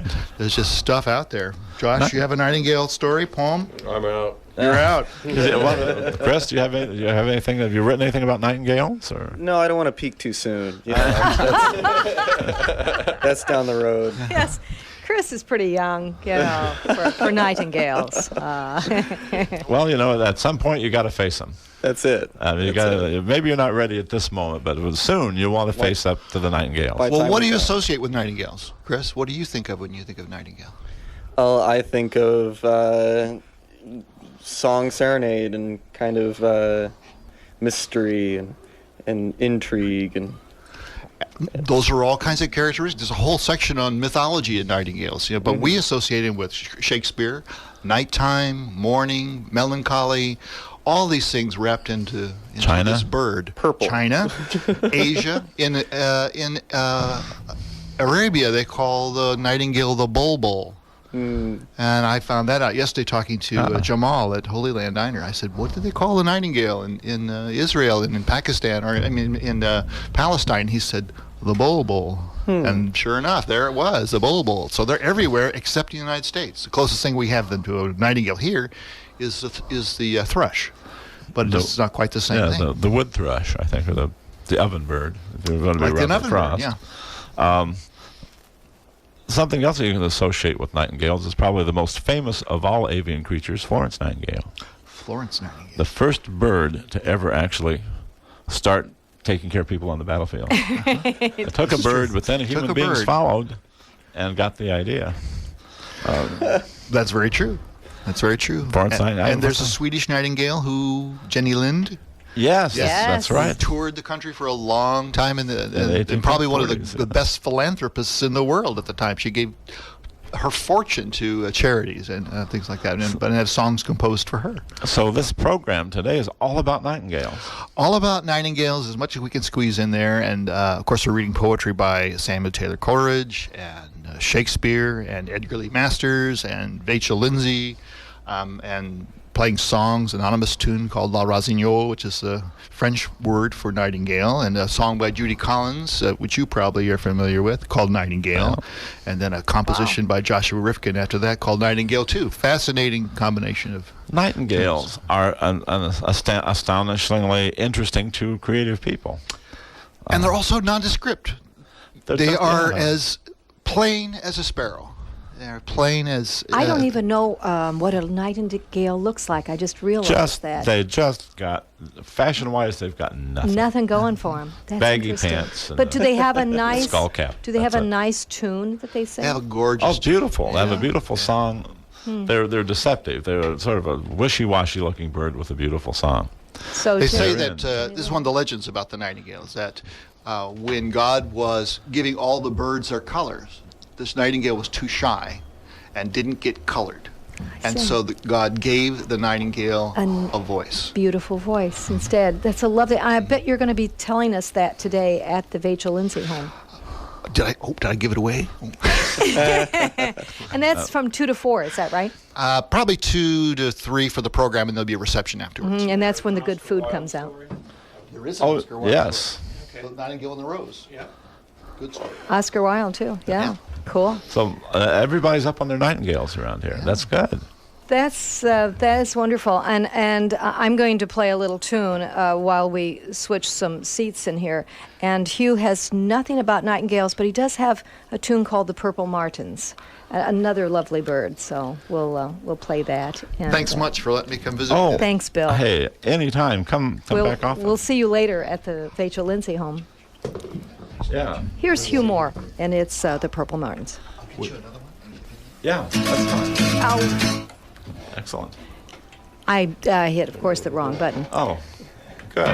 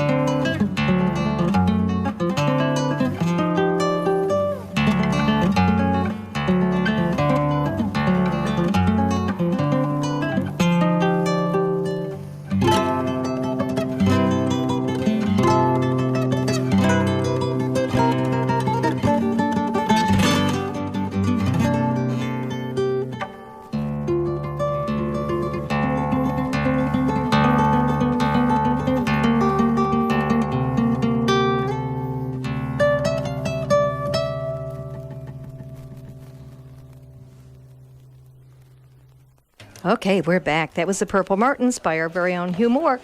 And now we're still kind of changing seats in here. So here is our host, Hugh Moore. Yes, believe it or not, I'm back. We've got a really packed show today. But I was out there with a snow shovel, just shoveling people out the door. shoveling them out, shoveling them in. Yep. And Kim Connor will join us almost momentarily. I know I just saw her not too long ago. She was out there. There she is. Ah, there she is, and she's got some. She brought in even more. I better get back out there with a shovel. Indeed. A bunch more people came in. We've got all kinds of people coming here. Mm-hmm. Well, we'll pack them in here. We have Chris. I think it's about the most people we've had inside the studio. Except for when we had those dancers in. We haven't had them back for a while. We need to get the dancers. I wonder if they're still working. Oh, I imagine some of them are. At least the belly dancers. Let's hope. I haven't fallen out of my chair in way too long. We don't want to lose too many dancing bellies. No, we don't.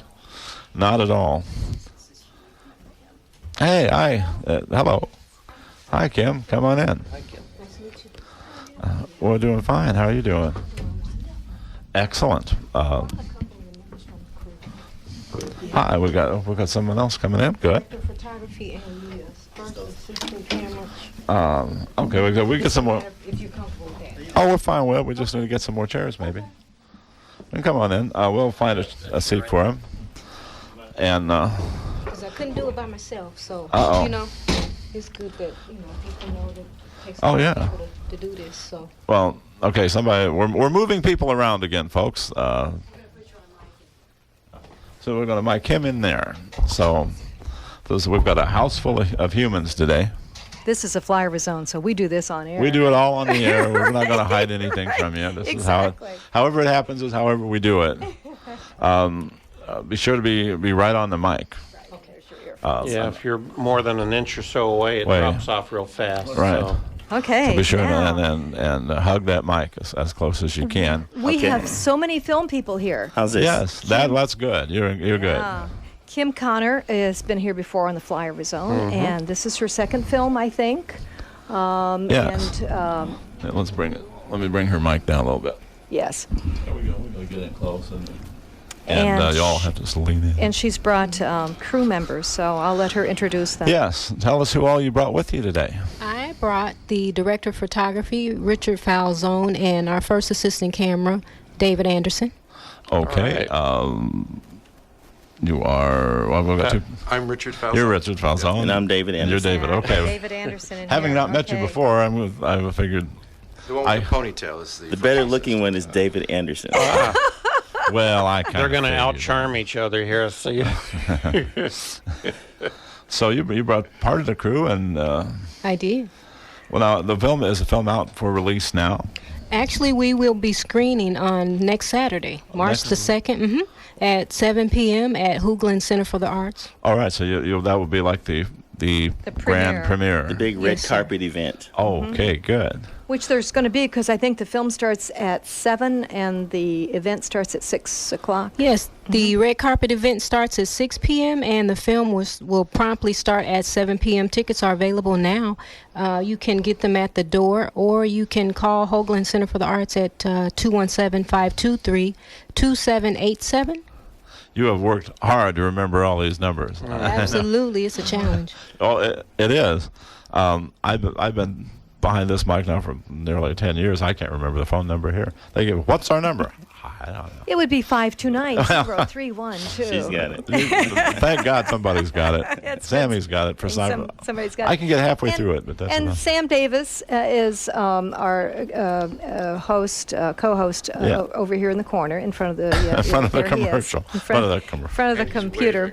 Yeah. Well, we're on Skype. So I mean, Ustream. and you We're on can Ustream. So wave to the camera too. But Sam, of course, has a degree in film from SIU, and also teaches film class now at Benedictine. And so we have just film people here all over the place. It's suddenly become film land. And Kim is the hardest working filmmaker. She does it all. And she doesn't. There you go. She needs to put. There you go. There you go. She was. I was just calling you a hard-working filmmaker. Thank you. It does. It does take a lot of work. It really does. So, okay, give us sort of like the elevator pitch for the movie. What's it about? Okay, Jump In is about a recently divorced single mom that is studying for the bar exam when she learns that she has breast cancer. It is a story that raises awareness about breast cancer, but it's not just about breast cancer. It's also about love. It's about forgiveness, and it's about not being afraid to take risk in life, and therein lies the title, how we came up with the title Jump In. Well, that's the best way to do anything. Absolutely, because fear will hold you back. Fear will stop you from doing things.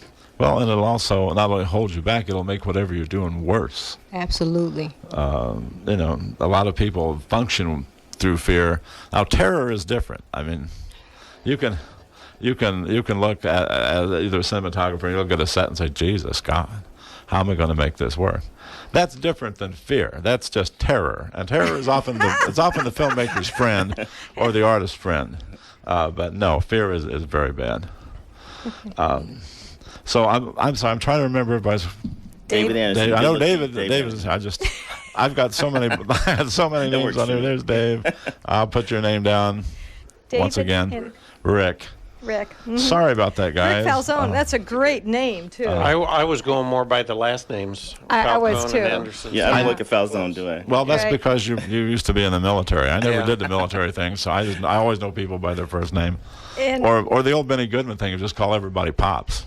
Yeah. That's pretty safe. Well, it sounds like a comedy duo too, Falcone and Anderson. Falzone. Is it Falzone? Falzone. Pizza. I'm sorry. And should it be Falzone? Falzone. Yeah.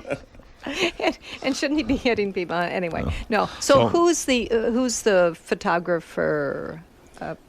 He's the director of photography. And this man looks like a cinematographer over here. I am a photographer, but I was first AC on this project. And you know me because I always have a camera in my hand. Yeah, so I saw when you walked in, I'm like, hey, there's a photographer here, because I've been a photographer most of my life. Yeah, he was one for the state for a while. But so what was it like? What was your experience like as directing?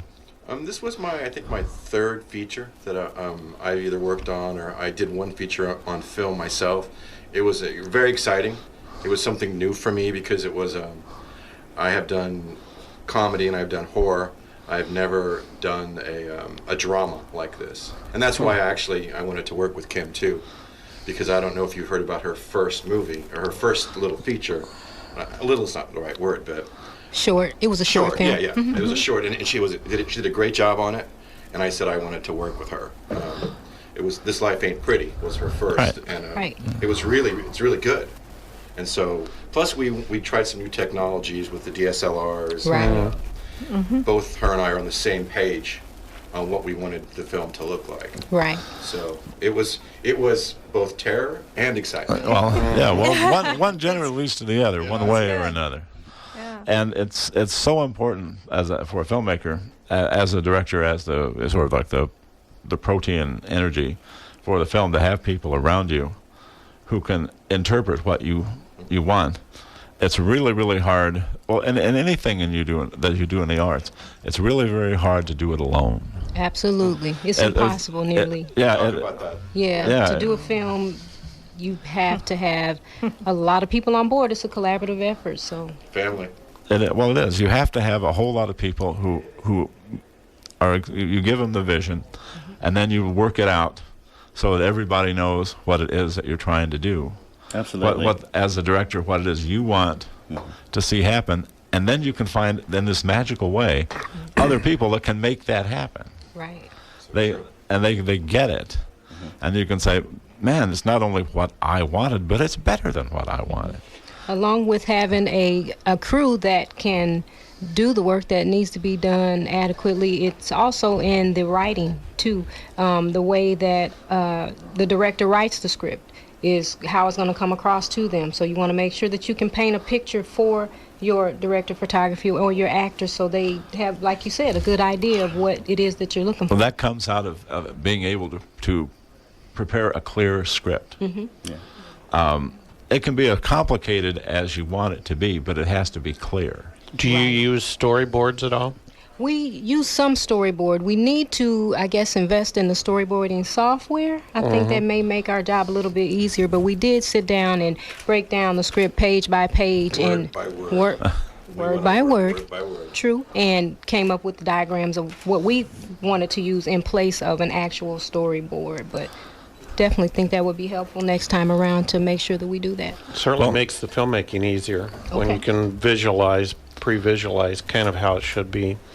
Well, what it helps mostly with is because when you're making a film, you inevitably shoot everything out of sequence. Right. If you don't, then you're not making a good movie. You have to do it that way, and if you have a clear storyboard, it allows you to make the changes that you inevitably will make. I mean, when you go into a project, you always think, well, man, this is it. It's got this. We got it. All we got to do is film it. What could possibly go wrong? Well, oh boy, that's let me name the things. Right. That's how you got it. You got to approach it as this is our starting point.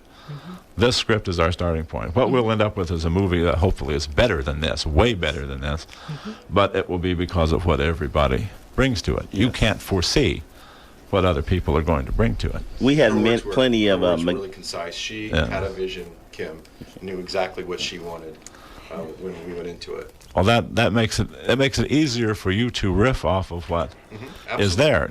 You can bring something to something you understand. Yeah. We had plenty of MacGyver moments on the set. We did. Where we had to really be creative. Well, that's part of the excitement of making a film. It's the stuff that you think about that's not going to happen. You have to have that fudge factor in there because, trust me, the simplest scene that can possibly be filmed will be a disaster. Just assume that. Is there music? Yes. Yes. Who did you use? Or Well, we worked with several different artists this time around. great Tina ones. Jenkins Crawley actually is the writer and composer of the music score. The title of that song is Suddenly, but we worked with some other artists an artist out of Florida, Anthony LeBron, a local artist here, which also happens to be our sound person, Barry Messinger. David Anderson was also contributed a song to the production, probably, and also Rashad Bradley. He was also a contributor on the last film. He did most of the music for both films, and altogether we probably worked with maybe 6 different artists on this project. That's good. Do you have a soundtrack? Not yet. Not a soundtrack, but you will find a lot of very good music in the film. I think you'll be surprised. Well, I'm very much looking forward to this film. Now, this is a feature length. It is. All right. It's an hour and 20-minute running time. That is as long as independent film ought to be. That's right. Because you want to pack it in there, make everything as interesting as you possibly can. Yes. Well, it's like a story. A story doesn't need to be any longer than it needs to be to tell the story, and a film is the same way. Get it out like a burglar. That's right. It does not have to ransack the house. Now, are you going to enter it in any film festivals or that sort of thing? You have 3 members, board members of the Route 66 Film Festival here in the studio. Well, I guess I am a member of that. Wonderful. Yeah, 1, 2, 3 here. So How fortunate. Yes, so absolutely. we like film festivals, and we all love independent film. There is so much talent out there. Well, this has been a day when we've been talking about independence, because we're talking our guest hosts for the show today are 2 independent musicians who are trying to bring more independent musicians together to find that larger audience. And in a sense, the independent filmmaker has to do the same thing. When you don't have 20th Century Fox or somebody else with the little logo at the beginning of your film, there's a whole lot of creative work that comes after the film is made. The film is made, and that's great. Now you've got to get the film out there, hoof it around all over the place, Absolutely. and find the people who will click with this film. 529-0312 if you want to phone in. And we haven't been checking the chat, so I don't know who's. Chat is gone for the day. We haven't got our chat person with us, but we're chatting, and that should be good enough for now. That's what we're going to do. I'm glad we have a few artists here, especially the directors of photography, because I never get a chance to talk to people about that. And since we have the Oscars coming up, I wouldn't mind hearing you guys give an opinion of what you think. I've got strong opinions about the visual Oscar choices this year, and so there's some strong visually attractive movies this year, more so than I think in the last couple of years. And I got a feeling that the most visually striking ones won't win, which is driving me crazy. Yes. That would be Pi? Yes, exactly. I think it's all in the story, even, beyond the visual. That's very important. But if you don't have a story, you don't have a movie. Exactly. Well, That's right. You can't have one element without the others. And the trick, at least I think, for filmmaking is to balance those elements. If the visuals take over the movie, then you've got something that's really great to look at, but no one will remember why they saw it.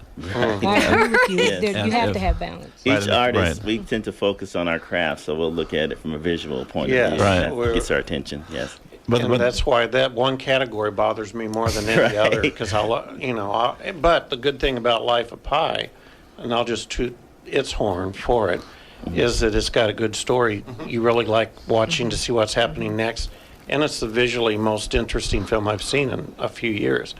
And the 3D is excellent, the 3D effects. And I don't even like 3D, but this is the one film I've been telling people, see it in 3D. It's worth I think it. our man's going to crush it. Yeah. I do. I have money, actual bets on our man, the tall guy with the beard and the hat. Oh, Lincoln. Well, I think definitely it's going to get the It's gonna best do picture, well. but I'm just thinking director of And Daniel Day is going to get. There's no. I mean, I don't even consider that a category anymore because the minute he put on that hat, he won. I just read recently there are 3 times where the 5, one movie has taken the 5 top areas, and it hasn't been done for a while. So. Well, he is the 800-pound Lincoln in the room. So he is, yes. I just don't think, with director, and I don't think Sally Field will win it. That'll be a shame. Now, Beasts, we haven't mentioned Beasts of the Southern Wild, which somebody else had to explain a lot about it to me, but it was visually claustrophobic. Oh, my goodness. But it was wonderful. It was an excellent story, don't you agree? Oh, absolutely. The uniqueness of that movie. Unique, yes. All the way around. Truly. That's what got me, the uniqueness. The story is unique. The visual presentation is unique.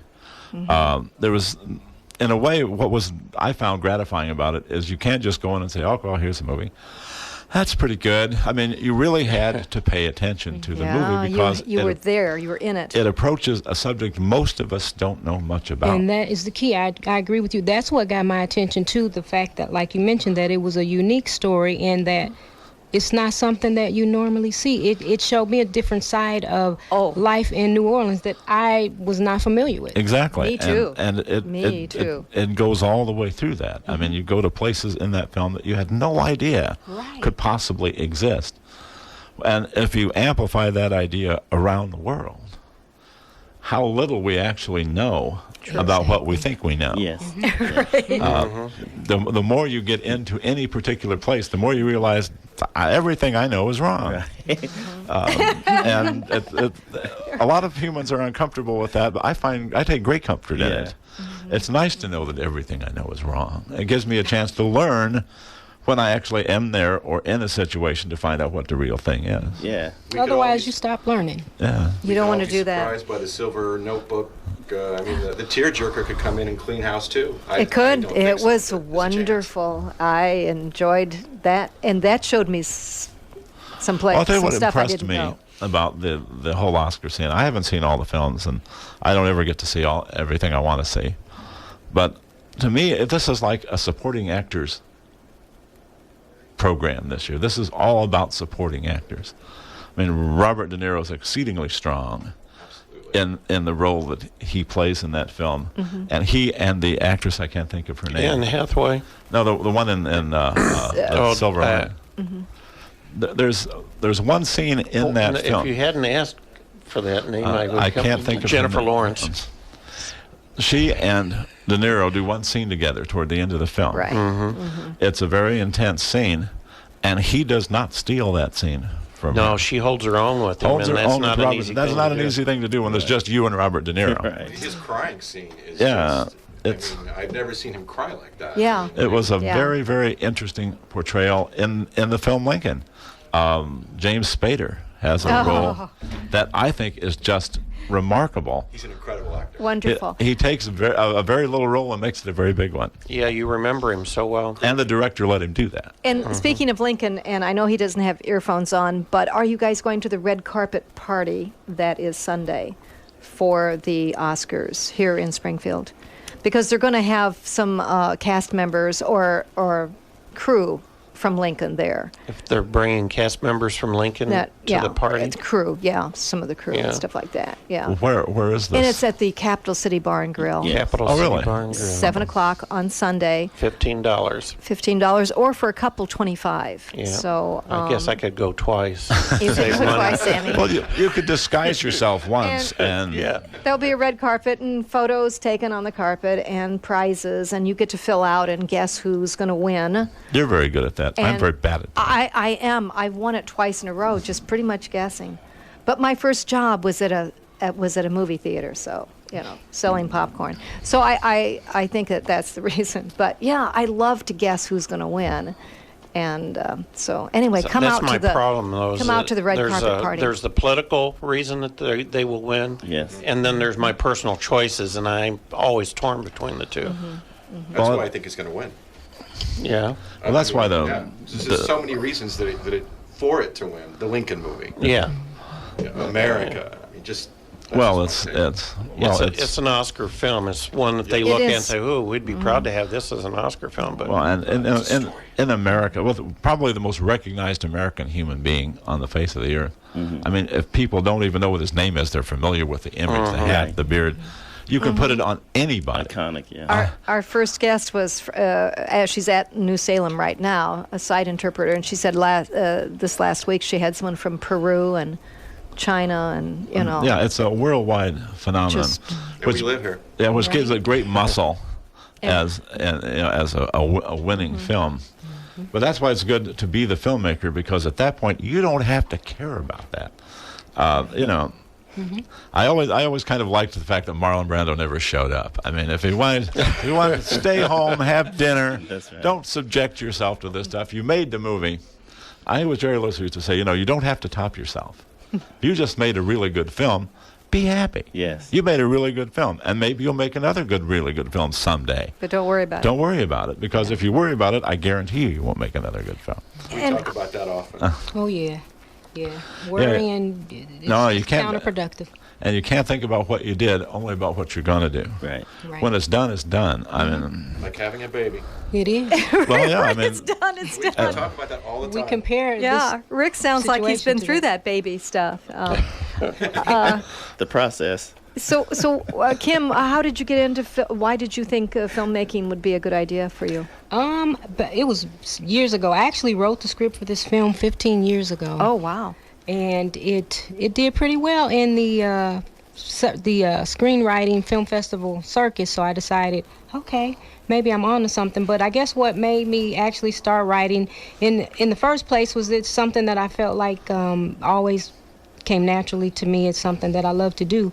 And I thought, what better way to spend the rest of your life than doing what you really desire to do, which is to make movies that make a difference, that have something to say. Exactly. And that is what keeps a person alive and interesting.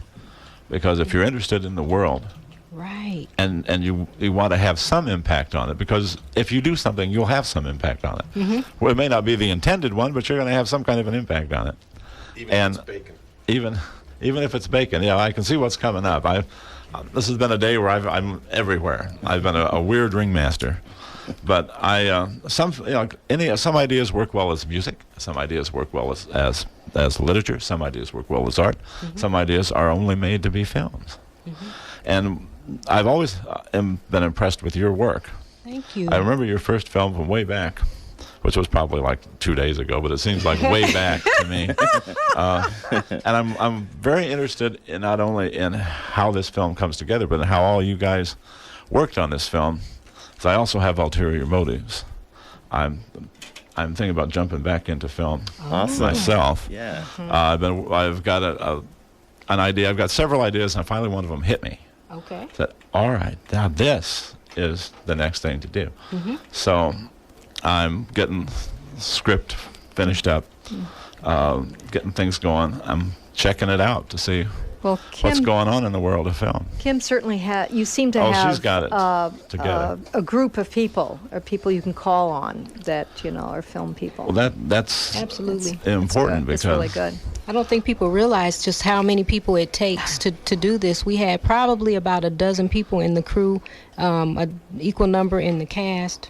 But it definitely does take a lot of people. It's to me, I think it was a positive experience. It's good for, you're working with a group of people that all specialize in certain areas, and this was something that we kind of joked around about on the set. But stay in your lane. The people that handle sound, let them handle sound. Right. The camera department, let the camera department handle the cameras. Exactly right. So it's about respecting one another and what everybody brings to the table, their knowledge and. And the other element that's equally important to that is that you trust them. Absolutely. Yeah. I mean, when you can trust your crew, and you say, all right, like you said, you're in charge of the sound, make it happen. In charge of cinematography, show me something. Mm-hmm. And you can just do that and then concentrate on your job and let them, because that's a lot of times that's very hard for directors to do, especially independent directors, is let the crew do their job. Well, the last film I was on, I did a small part in because I was thinking about then getting back into it. Mm-hmm. And I wanted to reacquaint myself with all the stuff that goes on behind. I just had a small part in the film, so I could stay back and watch all the people in the crew, all the people in the costumes, all the people doing this stuff. And it reminds you once again, let them do their work. Right. They're there on the set. They know what they're doing. I trust me, are 100 times smarter than I am. So I'm really looking forward to see this and seeing a good film come together with good people. We're going to be there at the premiere, which is next Saturday. It's 6 o'clock and everyone can come to that. Is that right? Yes, to ma'am. the red carpet event, and then 7 the movie's going to go forward, and that's at the Hoagland. One of those. We'll get an opportunity to yes, promote it'll be in the that main again. theater. The main I have, theater, some information I can leave with you. Yes, Okay. it'll be in the main theater. Please do. And it's only $10. Right. And when is this? It's next Saturday, March 2nd at 6 p.m. is the red carpet event. The film starts at 7. Okay. And speaking of red carpet, maybe we'll see you guys at Capital City if you can on Sunday. That's this Sunday, that's right? That's like Sunday. the day. That's like tomorrow. Yeah. It is tomorrow, isn't it? Yeah. I'm The only half done Oscars. with the You day can watch now. the Oscars on the huge screen at Capital City. Yeah. What? I saw that post on the Film Commission. Yeah, they told me about it Thursday the red night. carpet at Capital City. Yeah, I know. It was like I didn't know about suddenly it it either, just Hank. showed up. I know. I got it I yesterday agree. for the first time, and well, there was It's I think happening, there was I a guess. skirmish or something there between two groups of people. I think so, but it's going to be back where it's been. I mean, it's nice to see it on the big screen there at Capital City Bar and Grill. I don't know if you've been there, but it's a nice screen. And and that's the thing that's kept me out of this thing for a long time is the back skirmish. they have I don't like the back food skirmish. and drink, and now it's time it for time this for that? All right. musical It question. must be 10. Listen, and everyone has to 11. answer this. And I can't remember if we had this last time Kim was on, but Well, we got it now. just need to listen, and here we go. Here's the challenge. 2 action figures in a fight to the death. Which side will you be on? Mr. Bacon and Monsieur Tofu are having a cook-off, and the judge is you. Got to have a winner, so tell me true. Yeah, it's usually pretty easy. Is it Mr. Bacon or Monsieur Tofu? I got money on this one, I think. Yeah, this is easy. Bacon or tofu, guys? Okay, this should be short and quick. Kim, bacon Bacon or tofu? Today, tofu. Oh, wow. Okay. All right, Yay, there's a yay, surprise. All right. And Rick? Yeah. I would say behind closed doors, bacon. Yeah. In front of closed doors, tofu. I'm from California. And David? I have to say, after extensive research, I have to say bacon.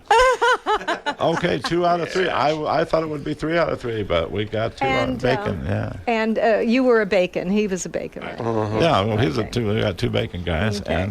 and one person was smart enough to say tofu. Ask if All she's right. ever eaten tofu. Hugh has actually done Thank a portrait, an oil painting Yeah. of tofu victorious over bacon. The So- tofu gets so little, and Yeah. it never wins. And you can So- see that on the Flyoverzone website. Yeah, it's under tofu. Yeah. I've tasted wallpaper paste too, but I don't brag about it. Exactly. Well, that's Spices. well, see, that's the difference between you and me. I taste wallpaper paste and I brag about it. It's time for the top of the hour here. Is it? Well, And- you do a hard break, and And we'll we'll- say thanks to everybody, we'll and just then right I'll back. talk to Jonathan Rose. It's time for the top of the hour here at the Flyoverzone. Time to stop and smell the flowers here at the Flyoverzone. Thanks for listening to the Flyoverzone. Stay tuned. We're not done yet. It is the top of the hour. This is WQNA 88.3 FM The Edge in Springfield, Illinois. Here at the Flyoverzone. Yes, this is the Flyoverzone, and we're going to be say goodbye to all of our guests here, that Kim and David and Rick. And in the meantime, here's a tune by Hugh Moore. He presented this first at the Vachel Lindsay home. It's for Vachel Lindsay. Late stars, sunrise, days on the road. Gather the people, wonders and visions and dreams to be told. Gather the people, rhymes to be traded for bread. Out on the road where the dreamers are led.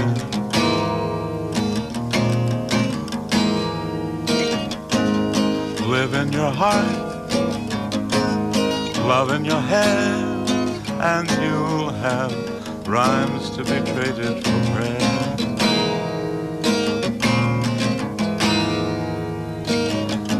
Sleep in the wheat fields, splash in the streams.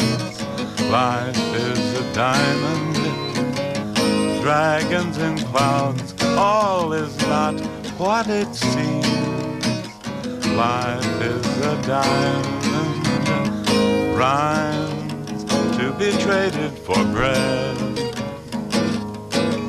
Out on the road where the dreamers are led.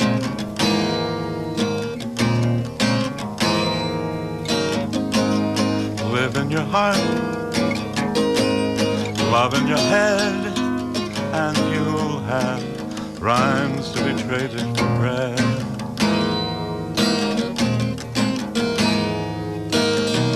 Don't turn around, people are talking. Don't see their fearful eyes glancing. Don't turn around, people are talking. Don't let them break you of dancing. Troncos and moonbeams and sad nightingales. Seasons are turning, spiders with dark souls and bright golden whales. Seasons are turning, rhymes to be traded for bread. Out on the road where the dreamers are led.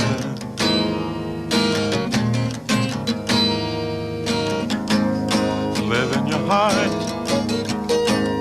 love in your head, and you'll have rhymes to be traded for bread.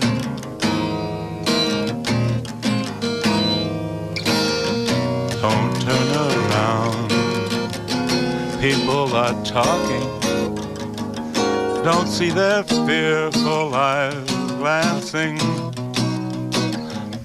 Don't turn around, people are talking. Don't let them break you of dancing. Proud cats and potatoes lost in their dance. Just feel my heartbeat, I'll weave you a world bright with joy and romance. Just feel my heartbeat, rhymes to be traded for bread. Out on the road where the dreamers are led.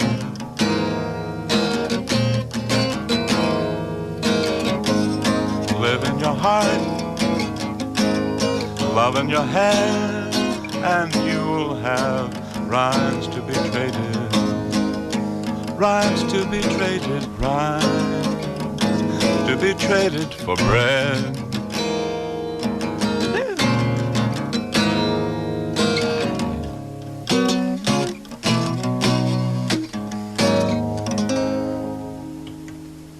Okay, we're back. That was Rhymes to be Traded for Bread for Rachel Lindsay, and that was by Hugh Moore. And here is our host, the very own, the very same Hugh Moore. Okay, we're back. Yeah.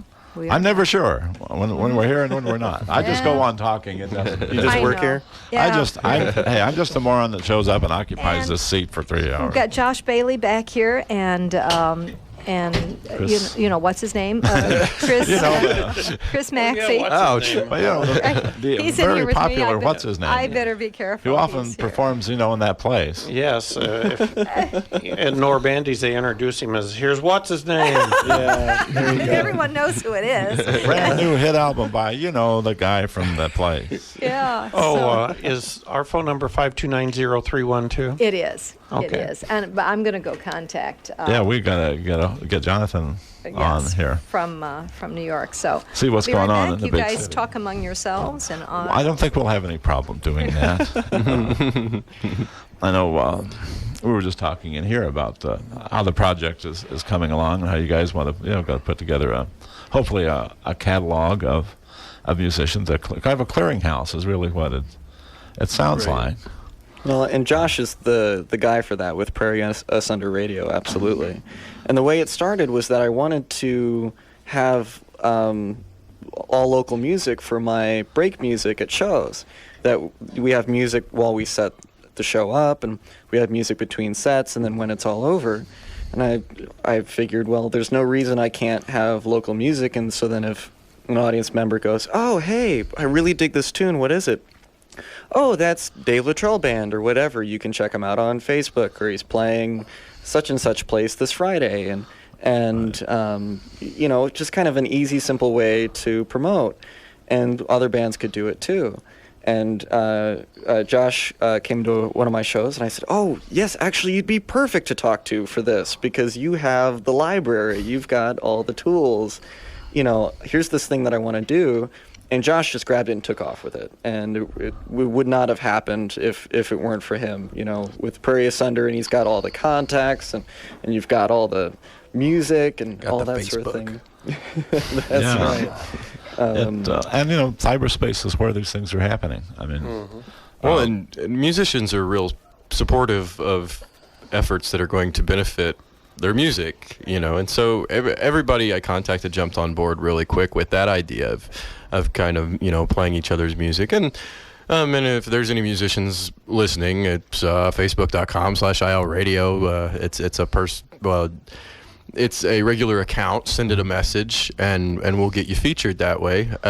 You don't necessarily have to commit to playing local music at your shows to be featured as part of the local music that's played as other shows. Obviously, though, it's going to work a lot better if every musician wants to play local music. If we can get 60, 70, 80 bands running at this, then we'll have enough of a tide to really garner some attention with it. Exactly. It always begins with the first step. And speaking of the first step... Yes, here's Jonathan Rose. Our very own Jonathan Rose from New York City. And welcome back to the Flyoverzone.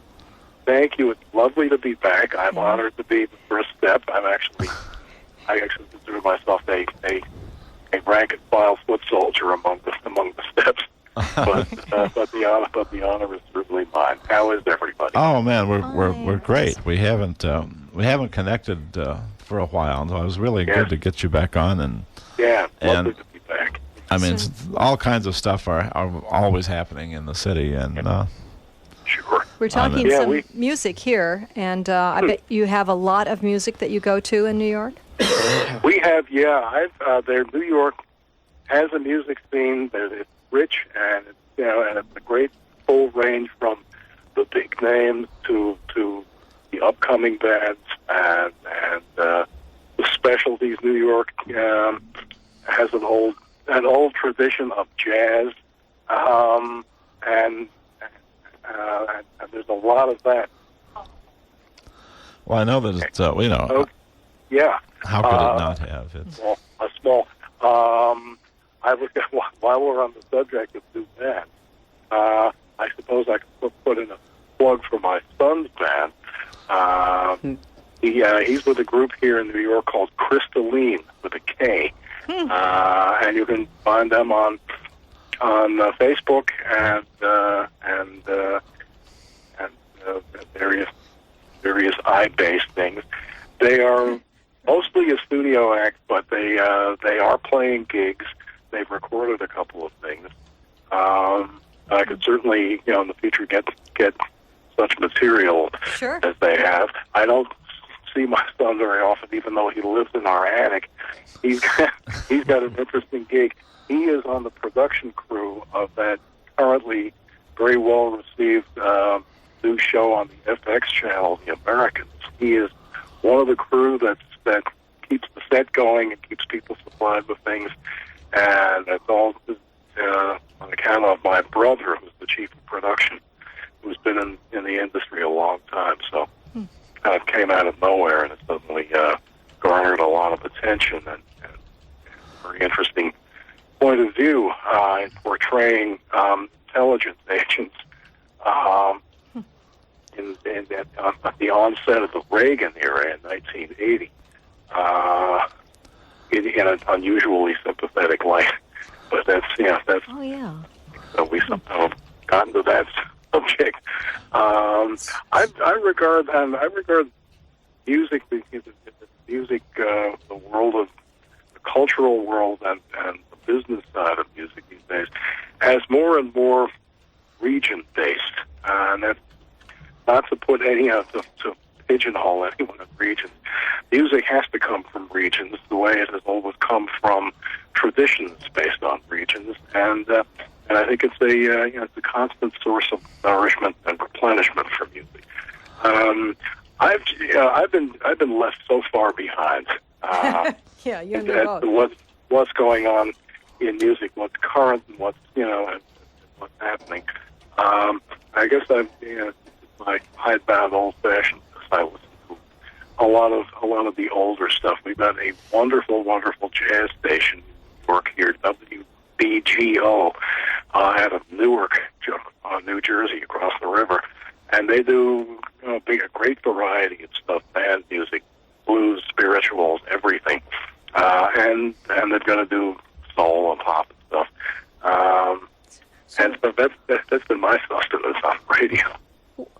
What's to change the subject? What's going on in the world of Occupy Wall Street? Occupy has been in a very discreet place in New York. Most of the Occupy activity that I hear of has to do with resisting foreclosures of people's houses. Mm-hmm. This is happening in poor neighborhoods in the boroughs. Brooklyn and Queens and the Bronx. There are projects that come to the aid of people who are about to be evicted or foreclosed on, and they essentially help keep house on an expanded basis and face off people who are assigned to try to do the foreclosure, which are usually city marshals. Mm-hmm. Occasionally, the actual police, but it's been they've gone to a less high profile thing now. I tell you, I think we could use some more profile on the verge of the sequester. Right. This is kind of always kind of a tough time of year to do anything like Occupy a space like Zuccotti Park, but there was an echo of it. Just this past Valentine's Day, one of the activities here in New York for the 1 Billion Rising was a march across the Brooklyn Bridge first thing in the day, which I just couldn't get to, but saw some of it later and heard about it. And it was a rousing and rather well attended thing. And so the spirit has kind of conjoined to the theme of women banding together, not beginning to, but making now a very concerted effort to make known the issues that women are beset by after the incidents in India and unnumbered incidents there and in this country. Another shocker, I suppose, on a celebrity basis is that business in South Africa. The athlete shooting his lady friend, who was evidently an accomplished and recognized activist among women in South Africa.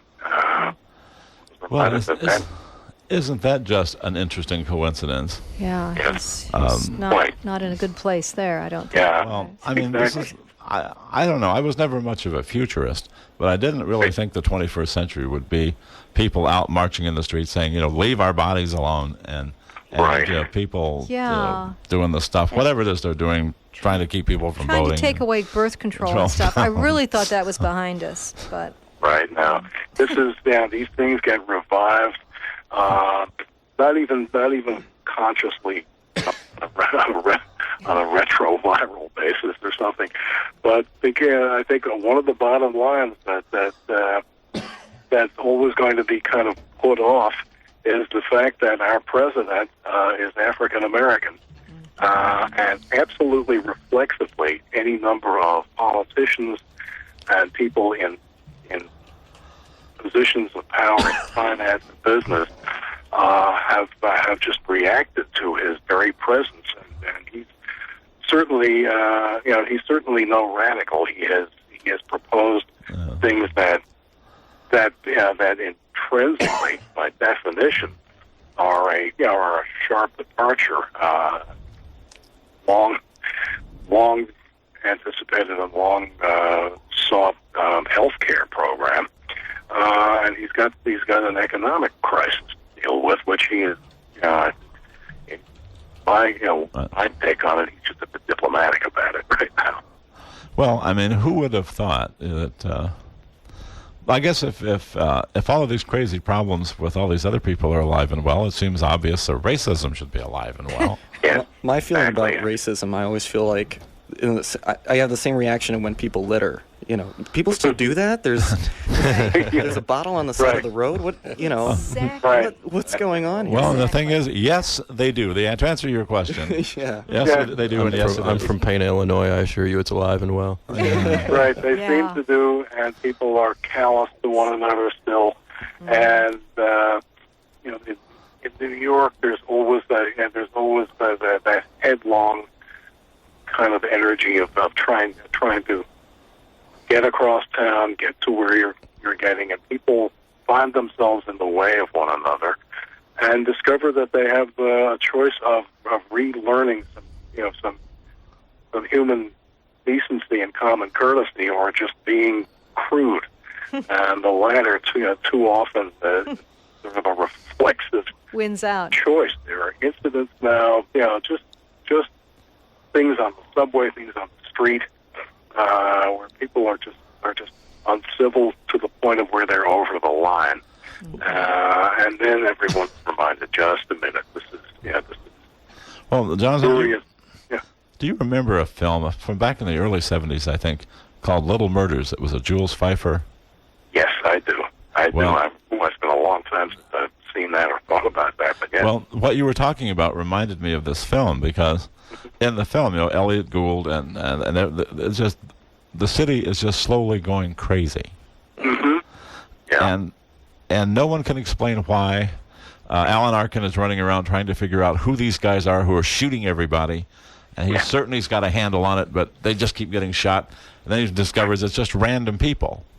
Mm-hmm. They're finally just killing each other from the windows of the buildings, and it's beginning to sound like, sadly, that our life is imitating art once again. Yeah, once again, and in a cycle, coming around almost a 40-year basis. New York in the 1970s was a pretty rough place. There was an awful lot of street crime, much of it drug-derived, much of it fallout from ongoing politics, racial politics, and sexual politics. And so what Pfeiffer was getting at was trying to put in a Pfeifferian or Swiftian way a wry take on an awful lot of hostility that was beginning to too much define life in that city. I remember the time I spent there. And then my now wife and I just said, she graduated from college in the middle of the decade, and we said, let's start out somewhere else. And we went to Boston for a year. And that was definitely a softer, easier place. We missed some things about New York, but all we heard about the year we were away, and we come back for visits, is, it's still kind of hard pressed and not a very happy place. So Little Birders Pfeiffer was always wonderfully fun and unflinchingly lampooning and satirical of things in New York, and these are the things that broke out of all of the cliquishness and the coterie and there's a little element of snobbery that even the Bohemian fringe, actually prominently the Bohemian fringe indulges in that. Oh yeah. People get brought back to earth by reality like that. He was closely associated with Greenwich Village. The East Village was across town, and that was all becoming an overrun place as well, and things were getting worn out and commercialized, and beset by drugs and petty malfeasance and stuff like that. But anyway, yes, that's a superb reference. Well done, you. I always think there's a line in that. The father delivers this line at the kitchen table. To me, it always sort of sums up life in America. He's just becoming increasingly agitated and more agitated, and he finally just says, "There's a fox in the house. Kill him! Kill him!" And, just. Okay then. That's just kind of there's America in a nutshell. Yeah. But now I wanted to touch a little bit on the problems with the storm. Well, yeah. New York and parts of the coast were lucky enough there. We got swiped, but not swamped. Other parts of central New England and northern New England got hit hard. And I've got friends in Maine. They said, yes, they were snowed in and had to dig out. They lived in Augusta, which is sort of north central Maine, the capital, which is upland and inland. And at the same time, they said the folks up there are used to heavy winters, all the time heavy winters with tons of snow. I was up to visit them a couple of years ago in January, and they routinely had about 3 feet of snow, and they just they coped with it. My wife actually was in Buffalo in western New York State, I think it was just before the storm. She was able to get in just under it and she was there for a conference, and they had 2 solid snowstorms in 2 of the days she was there. Wow. And they just dug out. They're up on Lake Erie. They're used to it. And they get these monster snowstorms from every direction, and they just coped with it. Now, are you thinking of the storm, Hugh? Were you thinking of the storm in October? Well, I was thinking of. Well, I know they had the storm in October, and I was wondering how badly they got hit by this other one. Oh, because, yeah. You needed 2 of those in a row. Yeah. Right, exactly. And thank heavens for a little bit of respite between them. The Sandy storm. There's still much evidence of that, and we lost our power for 9 days or so, and unfortunately, my mother's house, which is just outside of town, was available because she winters in Florida, so we were there for a few nights with various pets. We had to throw out all our food.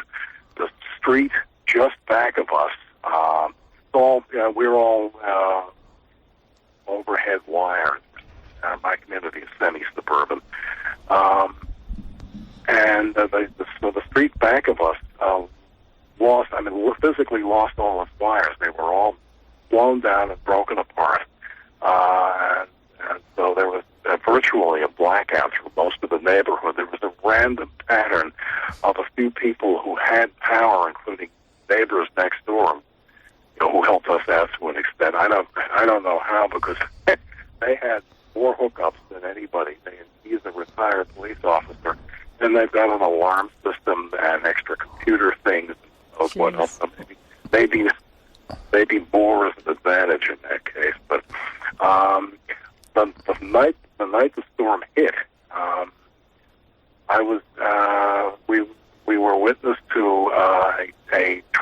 performer down our block suddenly bursting into a great sparking fire, and a ball of this spark and fire traveling toward us on one of the overhead cables, and we began to envision houses going up in flames one by one. Just at the last second, the wire must have burst through and fell down, and there was a great big short circuit sound. That was the end of it. But we were wow, watching our lives flash in front of your face. That's scary. You always kind of think, I think most writers like to think that they'll get a chance to make a nice soliloquy before they die.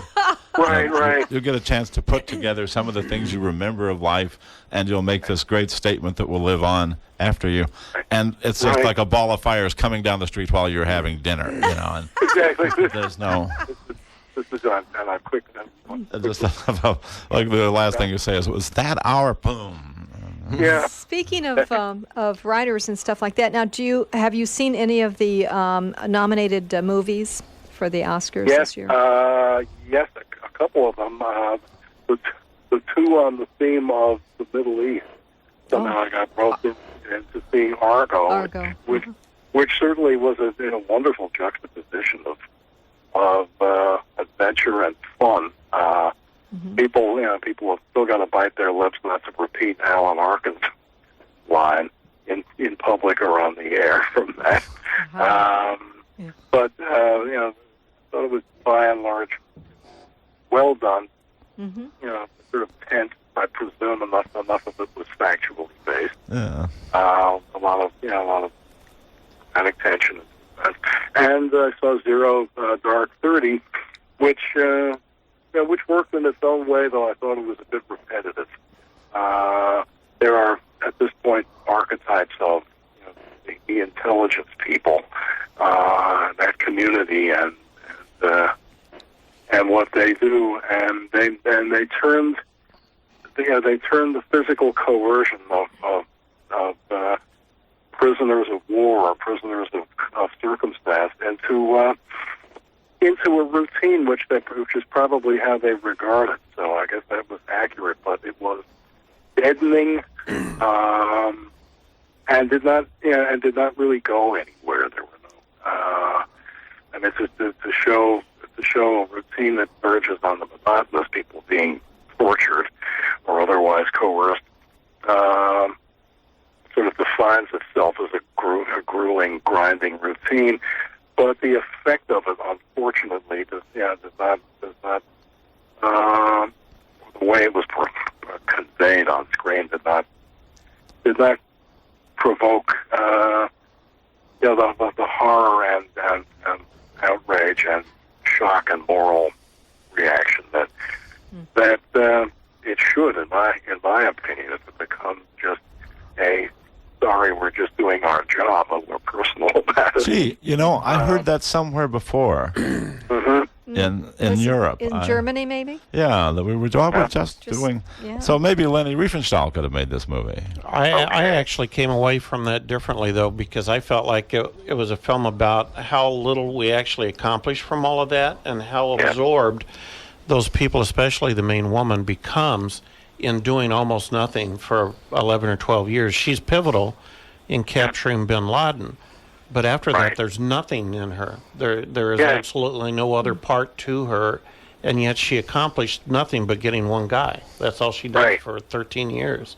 Right, exactly. I mean, their ambitions, I suppose, define themselves that way. But yeah, for the sake of telling a story or making a motion picture or making some kind of a point to justify one's being there.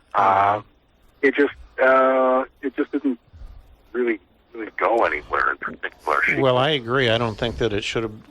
It was not an Oscar-worthy film, but I wasn't sure that Argo was.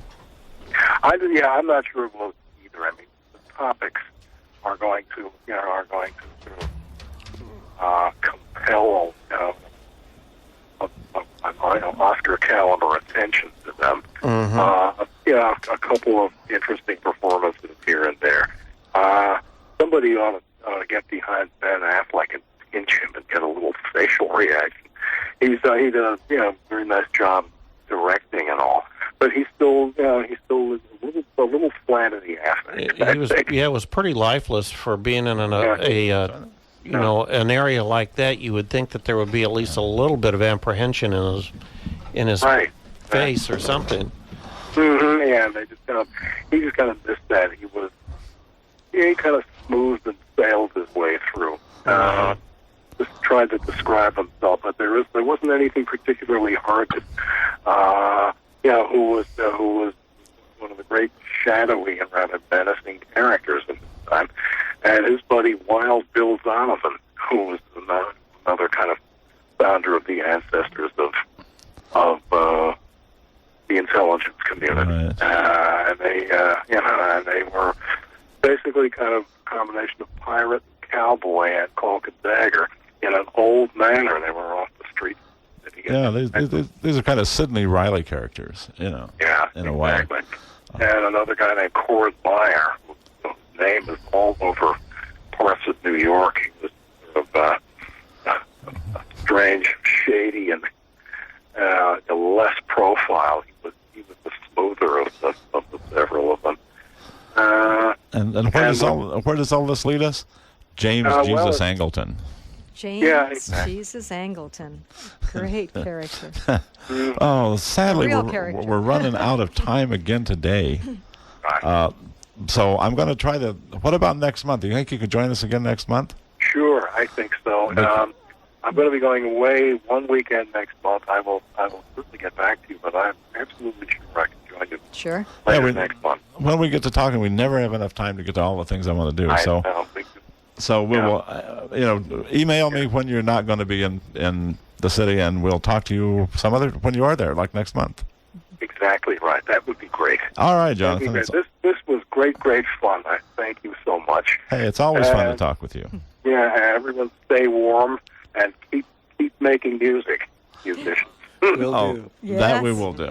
Thanks, Jonathan. Okay. Thanks. You bet. Thanks, Anna. Thanks you, and guys. Be well. Bye-bye. Bye now. Jonathan Rose, a fascinating and good friend in the big city. And I want to welcome Brian. We had a surprise visit from our science god, Brian. Good morning, listeners. Brian here. I'm glad to see you up and around. Yes. Well, you guys have a pretty full plate today, but tomorrow, look for me bright and early with a story on global climate change. Next week? Tomorrow? Not tomorrow, next week. You can come in and do it tomorrow if you want to. But so you've invented that time machine after all. I had a feeling. We still have our musicians with us. Yes, and, Chris and Josh are still here with us, our guest hosts today. And Brian brought in, I'm doing good with names today. Brian brought in the Voices of the Wind.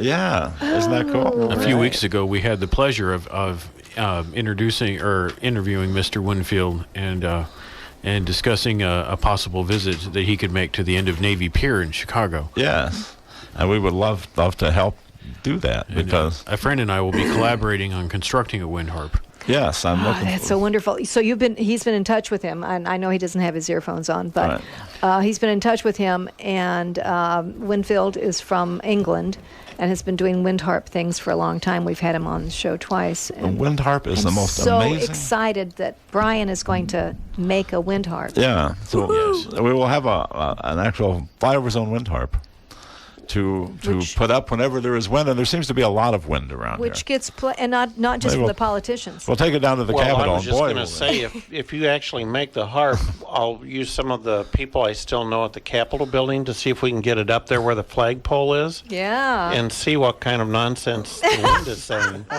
as it whips around the Capitol building. I think Navy Pier is a great place. Because that is a fierce wind up there. It is, It is. Navy Pier is a perfect spot. I don't know if it's worthy of recording. It might break the machine. Well, yeah, you'd have to record it a little bit. It's creepy up there. The wind harp would be screaming, "Get me out of here now!" It's creepy on the inside of the dome because it collects all the sounds that are coming up from, and so you'll hear voices, but they're coming from different parts of that dark chamber. You can't tell what they're saying. You used to be able to climb all the way up. Yeah, well, you Now still you- can. Oh, you can? Yeah, I they've got didn't- that spiral staircase that goes up through the center that's only held in place by wires on the side, and it kind of wiggles when you go up. Yeah, and I'd have to do it because I had to go up with people because I was the photographer, and then And you had to photograph them up. up by some people want to touch the flagpole, and to do that they open this like little door that goes Sure. backwards, and then I would have to lean backwards Oh no! and shoot up there to take pictures of them while the dome is all below me on that. Oh wow! I'm like, my hands are shaking and my knees are weak by the time I come back down. I bet. I can just imagine they got all these great blurry pictures of them with the flag. It's like, Yeah, you have to get special permission to go up there, but I managed to get up there 2 or 3 times. although I can see a great visual of you falling backwards through that dome, just snapping. Yeah, it's like a Hitchcock moment or something where you Yeah. always had those people falling off the Statue of Liberty Vertigo, and stuff. sure. Yeah. It'll be the most action that Capitol's seen in a long time. Well, do you have birthdays for today? I do indeed. Yes. We're just about there. Happy birthday from the army to you. It's your birthday and the army sends a greeting to you. From all the men in all the ranks right down to the last recruit, with all our cannons, guns, and tanks, we give you our salute. Okay. Birthday time. yes. Yay! Yay! And we'll leave a little extra time for the guys. They've got some more stuff to talk about. too. Sure, and I don't know if Brian can hear me or not, since he doesn't have his earphones. But Go ahead, Lana. oh, okay. And I don't ahead. know. I don't even know if you're much into sports. But if I said the Holy Grail of baseball cards, would you know whose that Grail is? of baseball Ty cards. Cobb. No, that's good Fap. guess. That's close. Josh might know. Chris might know. Go the, Fish. Joe DiMaggio. The Holy Grail of Is that baseball one cards. of the bad 8? The guys who got He was one of the first 5 inducted into the Baseball Hall of Mickey Fame. Mantle? No, before that, this fellow was born in 1874 on February 24th. Honus Wagner. Wow. Honus Wagner. Honus Wagner. I don't know if you've heard of him. I have, but you know. Well, I'd heard the name, but I hadn't associated. Hona. You don't forget a name like Honus. Honus Wagner, yeah. Considered by many to be baseball's greatest all-round player, Pittsburgh Pirates shortstop, was a sensational hitter, a brilliant base runner, and a flawless fielder. He broke into the majors by hitting a .344 in 1897 and put together 17 consecutive 300 seasons. I mean, it doesn't sound much, hitting 300, but it is. It's I'm sure it's more than what I imagined thing. because I don't know the stats like I should. Hard without steroids. Yeah, right. And he did it without, yeah. He was the National League batting champion for 7 of those 17 seasons with a lifetime average of .329. And he was inducted into the Baseball Hall of Fame, one of the first 5. Ty Cobb, Walter Johnson, Christy Mathewson, Babe Ruth, and Honus Wagner were the first 5. He stole, in his lifetime, 722 bases. Where did he put them? I don't know, in his back pocket. That's a lot of bases. That's a lot of bases to steal. That's a problem. Yeah. He retired with more hits, runs, RBIs, runs batted in, doubles, triples, games, and steals than any other National League player. After his career, he became the manager of his longtime team, of course, the Pittsburgh Pirates. His baseball card, the reason it's called the Holy Grail, and it sold in 2007 for over $2 million. Oh, for God's sake. $2 million? Mm-hmm. There are only. How do I get one? Yeah, I think there said 60 in existence, but this is the best condition, and it's over 2 million. But the reason it's so rare is because when baseball cards first came out, they came out with tobacco, and he was a non-smoker. And even back in wherever this was, the 1909, he didn't think it was a good idea to encourage children to smoke by having baseball cards in tobacco products. So he absolutely insisted that the company withdraw that, and pick up the baseball cards and destroy them and anything that was out there, and stop producing them. Wow, so rarity from the very beginning then. Yeah, from the very beginning. Absolutely. Yep.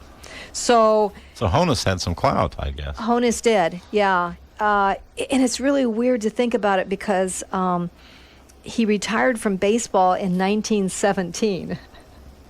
Really? Yeah. So he was one of the very first baseball players. Yeah, then, probably. from 1917, but he died in 1955 at 81. Wonder what he did for all that time. Well, for a while he was the manager. Seeking out those baseball cards, probably. Manager, right? Trying to find. I found another one. He had 3 brothers who all played big league baseball too. It must have been in his blood. And actually, before that, he worked in the coal mines. So he was born in Pittsburgh. I wonder why they're called the Pittsburgh Pirates. I don't know. Pirates. Pirates. What do they have to do with piracy? Well, there used to be were there river pirates? There were river pirates that went all the way up those rivers, and then they would stay in the caves and stuff along the side. There you go. They could have been the Pittsburgh Cave Pirates, which would be a much more interesting name. So, yeah, Honus Wagner. Honus Wagner, Somebody the to most remember rarest baseball card. I will remember the fact that it's worth $2 million. The Mona Lisa. If I find one of those. Or the Holy Grail. Okay, Holy Grail. Bill Cullen. The only reason I mention him. The second most popular baseball card. No. He was born February 18th, 1920. Actually, he was born in Pittsburgh. So I don't even plan this. He had a bout with polio, which left him with a limp. So throughout his life, and I'm going to read off some of the TV shows that he announced. Yeah, was he the Holy Grail of announcers? He was the Holy Grail of announcers. Okay. And often, because of his limp, and he was very aware of that, and so he often came out onto the stage riding on something. Like a golf cart or something. Well, it could be a horse, could be most anything. He delivered him to the stage. But here are some of his shows that he either announced or was on. Hit the Jackpot. Place the Face. 1954. You can kind of figure out what Place the Face is. Professor Yes and No. Well, nothing like an ambivalent show. Name That Tune in 1955. Or not. 54. Name That Tune. I've Got a Secret. He was a panelist on there from 52 to 67. I've Got a Secret. The Price is Right. Yeah, before Bob Barker, there was Bill Cullen. And he was on there from 56 to 65. So he was the Gene Rayburn before Gene Rayburn. He was the Gene Rayburn. Imagine you knowing that. I knew you'd come up with something like that. I guess. I spelled with an E-Y-E. I guess, from 66 to 69. To tell the truth, he was a panelist.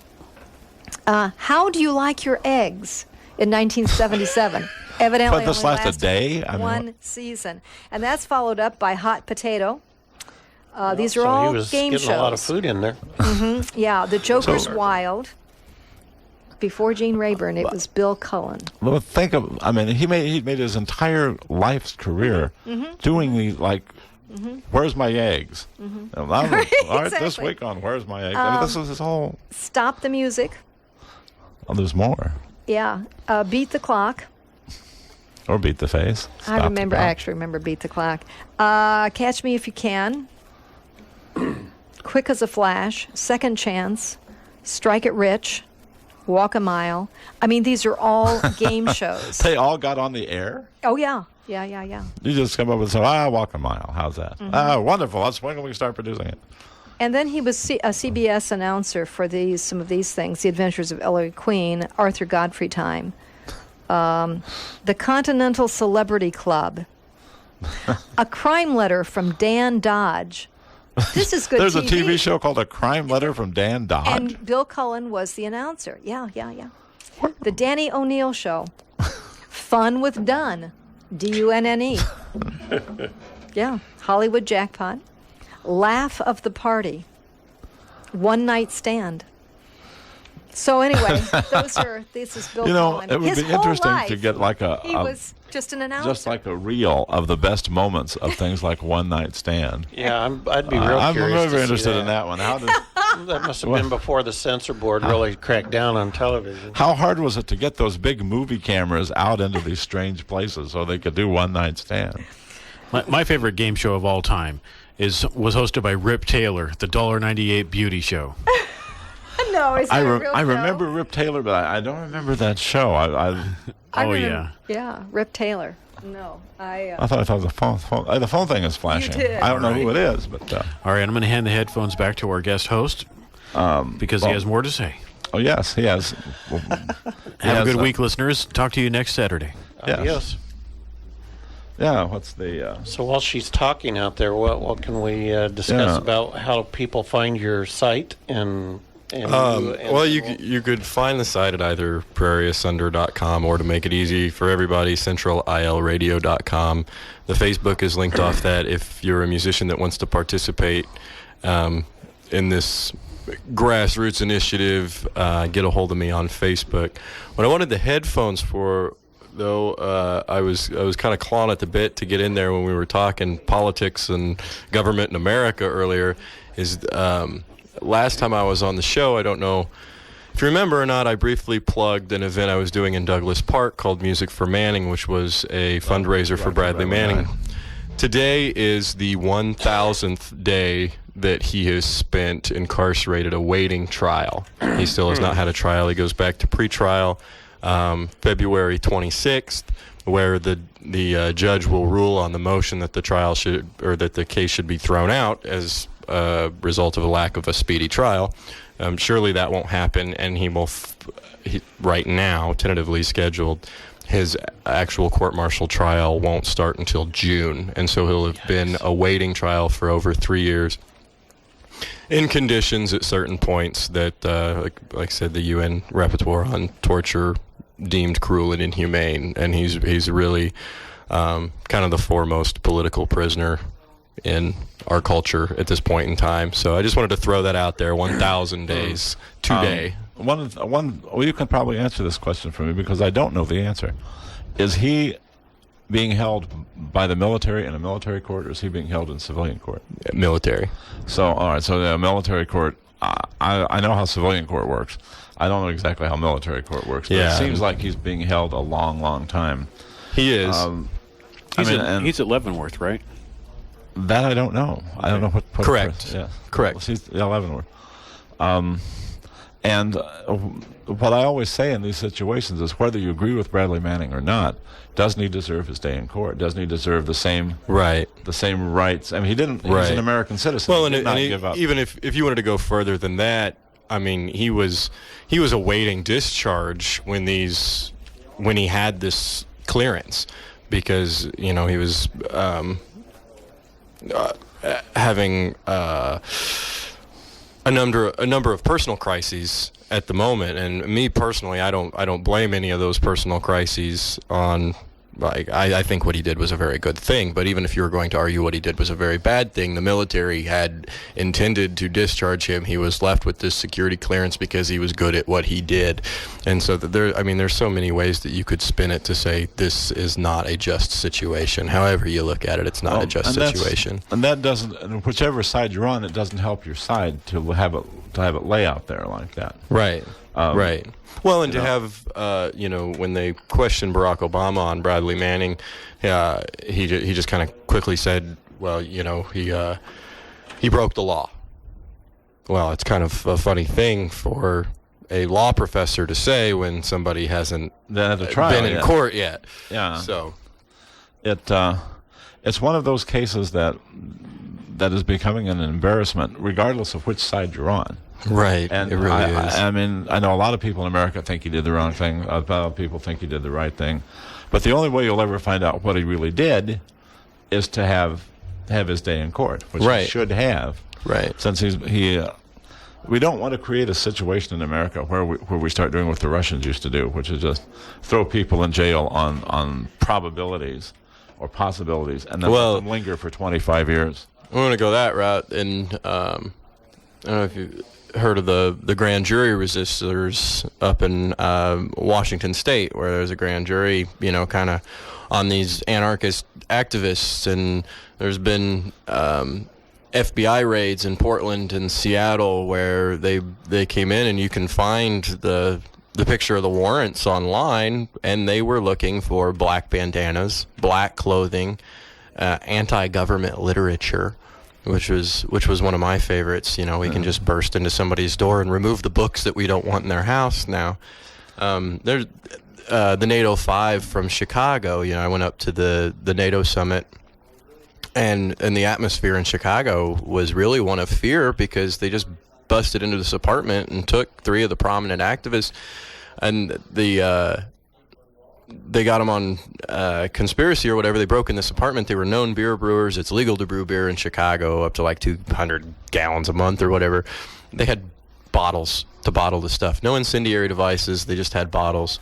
Well, I'll tell you what. This is a whole topic for another time. Absolutely. We can definitely do that. Yes. You have a few more birthdays you want to do, I know, but we will definitely do that. Yes, Chris took a phone call about the information that he and Josh brought today to us. So, good. Well, I'm glad we're helping out. Yeah, that's good.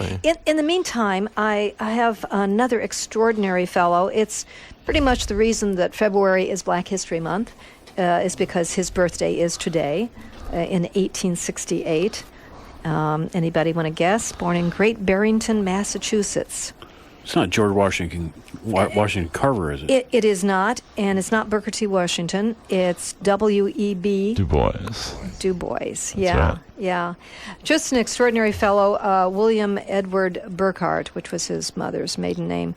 A black civil rights activist, sociologist, educator, historian, writer, editor, poet, and scholar. And someone who made people very uncomfortable. Someone who made people, So, and his people in Massachusetts had been free for a long time and been not well-to-do, but in a pretty good place, for an African American in that period of time. He was born in 1868. So, and he didn't experience much racism in the area at that time. So it wasn't until he went south later on in his life and all that. Oh, you can always find some down there. You can always find it here and there, yes. He actually was the first African American in America to get a PhD, which he did from Harvard. But I can't go in, I don't have time to go into all of his life, but I just want to say toward the end of his life, he was invited to Ghana for their independence celebration in 1957, but the U.S. government had confiscated his passport, which kind of goes with what Josh was talking about. It's always gone on, because remember, this is 1957, which means before that, it would have been, I think they confiscated it in 51. It would have been the McCarthy period and all of that stuff with, and often early African Americans gravitated toward communism and socialism because they were trying to find some sort of equality that they could not find in this country. So he traveled a lot. In Europe, he traveled to Russia, Soviet Union, and that sort of thing. So anyway, they had his passport. But he was able to visit in 1960 to Ghana, and he spoke to the president about the creation of a new encyclopedia of the African diaspora, the Encyclopedia Africana, it was to be called. And Ghana notified Du Bois that later on that they had appropriated funds to support the project. So he and his wife left for Ghana in 1961. He was 93 years old. Just another project to get on with. So he traveled to Ghana. They took up residence. They started work on the encyclopedia. And in 1963, the U.S. refused to renew his passport. There he's stuck in Ghana. So as in a protest, or a symbolic gesture, he became a citizen of Ghana. And then he died later that year on August 27th, 1963, in the capital of Ghana, and he's buried there. Well, what is the old revolutionaries used to say the price of liberty is eternal vigilance. That's right. And women are finding that out now too. Yeah, you can't ever assume things are going to be good just because you've somebody wants marched to and make burned your bra and you Right. know. Yes. And just, shouldn't we find it shocking that you were able to say his family had been free for some time? I know. Shouldn't that still be kind of a shocking thing to think that somebody was not free for a while, a long time, maybe 300 years? Here's a man who lived almost 100 years, always fought for equality and for education, fought with Booker T. Washington, who, I don't know if people are aware that he made this thing called the Atlanta Compromise, which was like, the blacks won't ask for much, and they're not going to ask for really good jobs. Just give us some menial jobs for a while, and let us go to some technical schools, and we don't have to get, a really great education, but just give us a chance, which, of course, didn't work out well either. And, of course, W.B. Du Bois on the other side is saying, no, we need schools, we need education, we need, a college. And that certainly makes sense given his Ph.D. from Harvard. Yeah, I know. These people can do it, let's not hold them back and that sort of thing. So all of his time. And it's interesting, the date he died, August 27th, 1963. Do you know what happened on August 28th, 1963? What? Kennedy? The March on Washington. Oh. So he died the day before the March on Washington. And, of course, indeed, he died a year before the Civil Rights Act. That's weird. 1964. 1964, the Civil Rights Act is in 1964. I know. And we're still trying to put it into place. We're still fighting. Yeah. So the struggle goes on. Died the day, and then Roy Wilkins was, of course, in Washington with those hundreds of thousands of marchers, and he asked them to honor Du Bois with a moment of silence, which they did. So. And just a little common courtesy, a little common dignity, and a little common sense, and none of this stuff would have to happen. I know. But those are always in short supply. I was talking to a friend last night about that. It's common sense and dignity and courtesy are always in short supply. No, it is not. Common. No, nothing common about it. it. Easy. There's nothing easy about it. So he was born today. So a good pick. Gone right up to the end, and I know Tom is on his way. Tom is on his way. We did night. it. We got everybody in. We got everybody on. I want to thank you guys, well, Josh thank you and Chris, for sticking with us, and Brian for coming in and making an appearance. Thanks, Kim Brian. Connors, and then Dave and Rick and Bill Furry. Who am I forgetting? Jane Carrington. We're going too far back in the hours now again. Yeah. It's Norbandy's, which is for Chris, on Thursdays. Thursdays, right. Chris Maxey's there. Very, very good stuff. You'll enjoy. He's a very good Come guitar out and see. player. Yeah. He's worth seeing, I promise. And he's cute, too. These guys are doing some good stuff. And he's cute, too. See, even Josh knows. It's not like it's just me. I'm sorry. I didn't know he was cute. I can tell that everybody knows that he's cute now because you told him to sit there so that our camera could pick him up. That's right. If you think he's cute now, watch him make love to the guitar. There you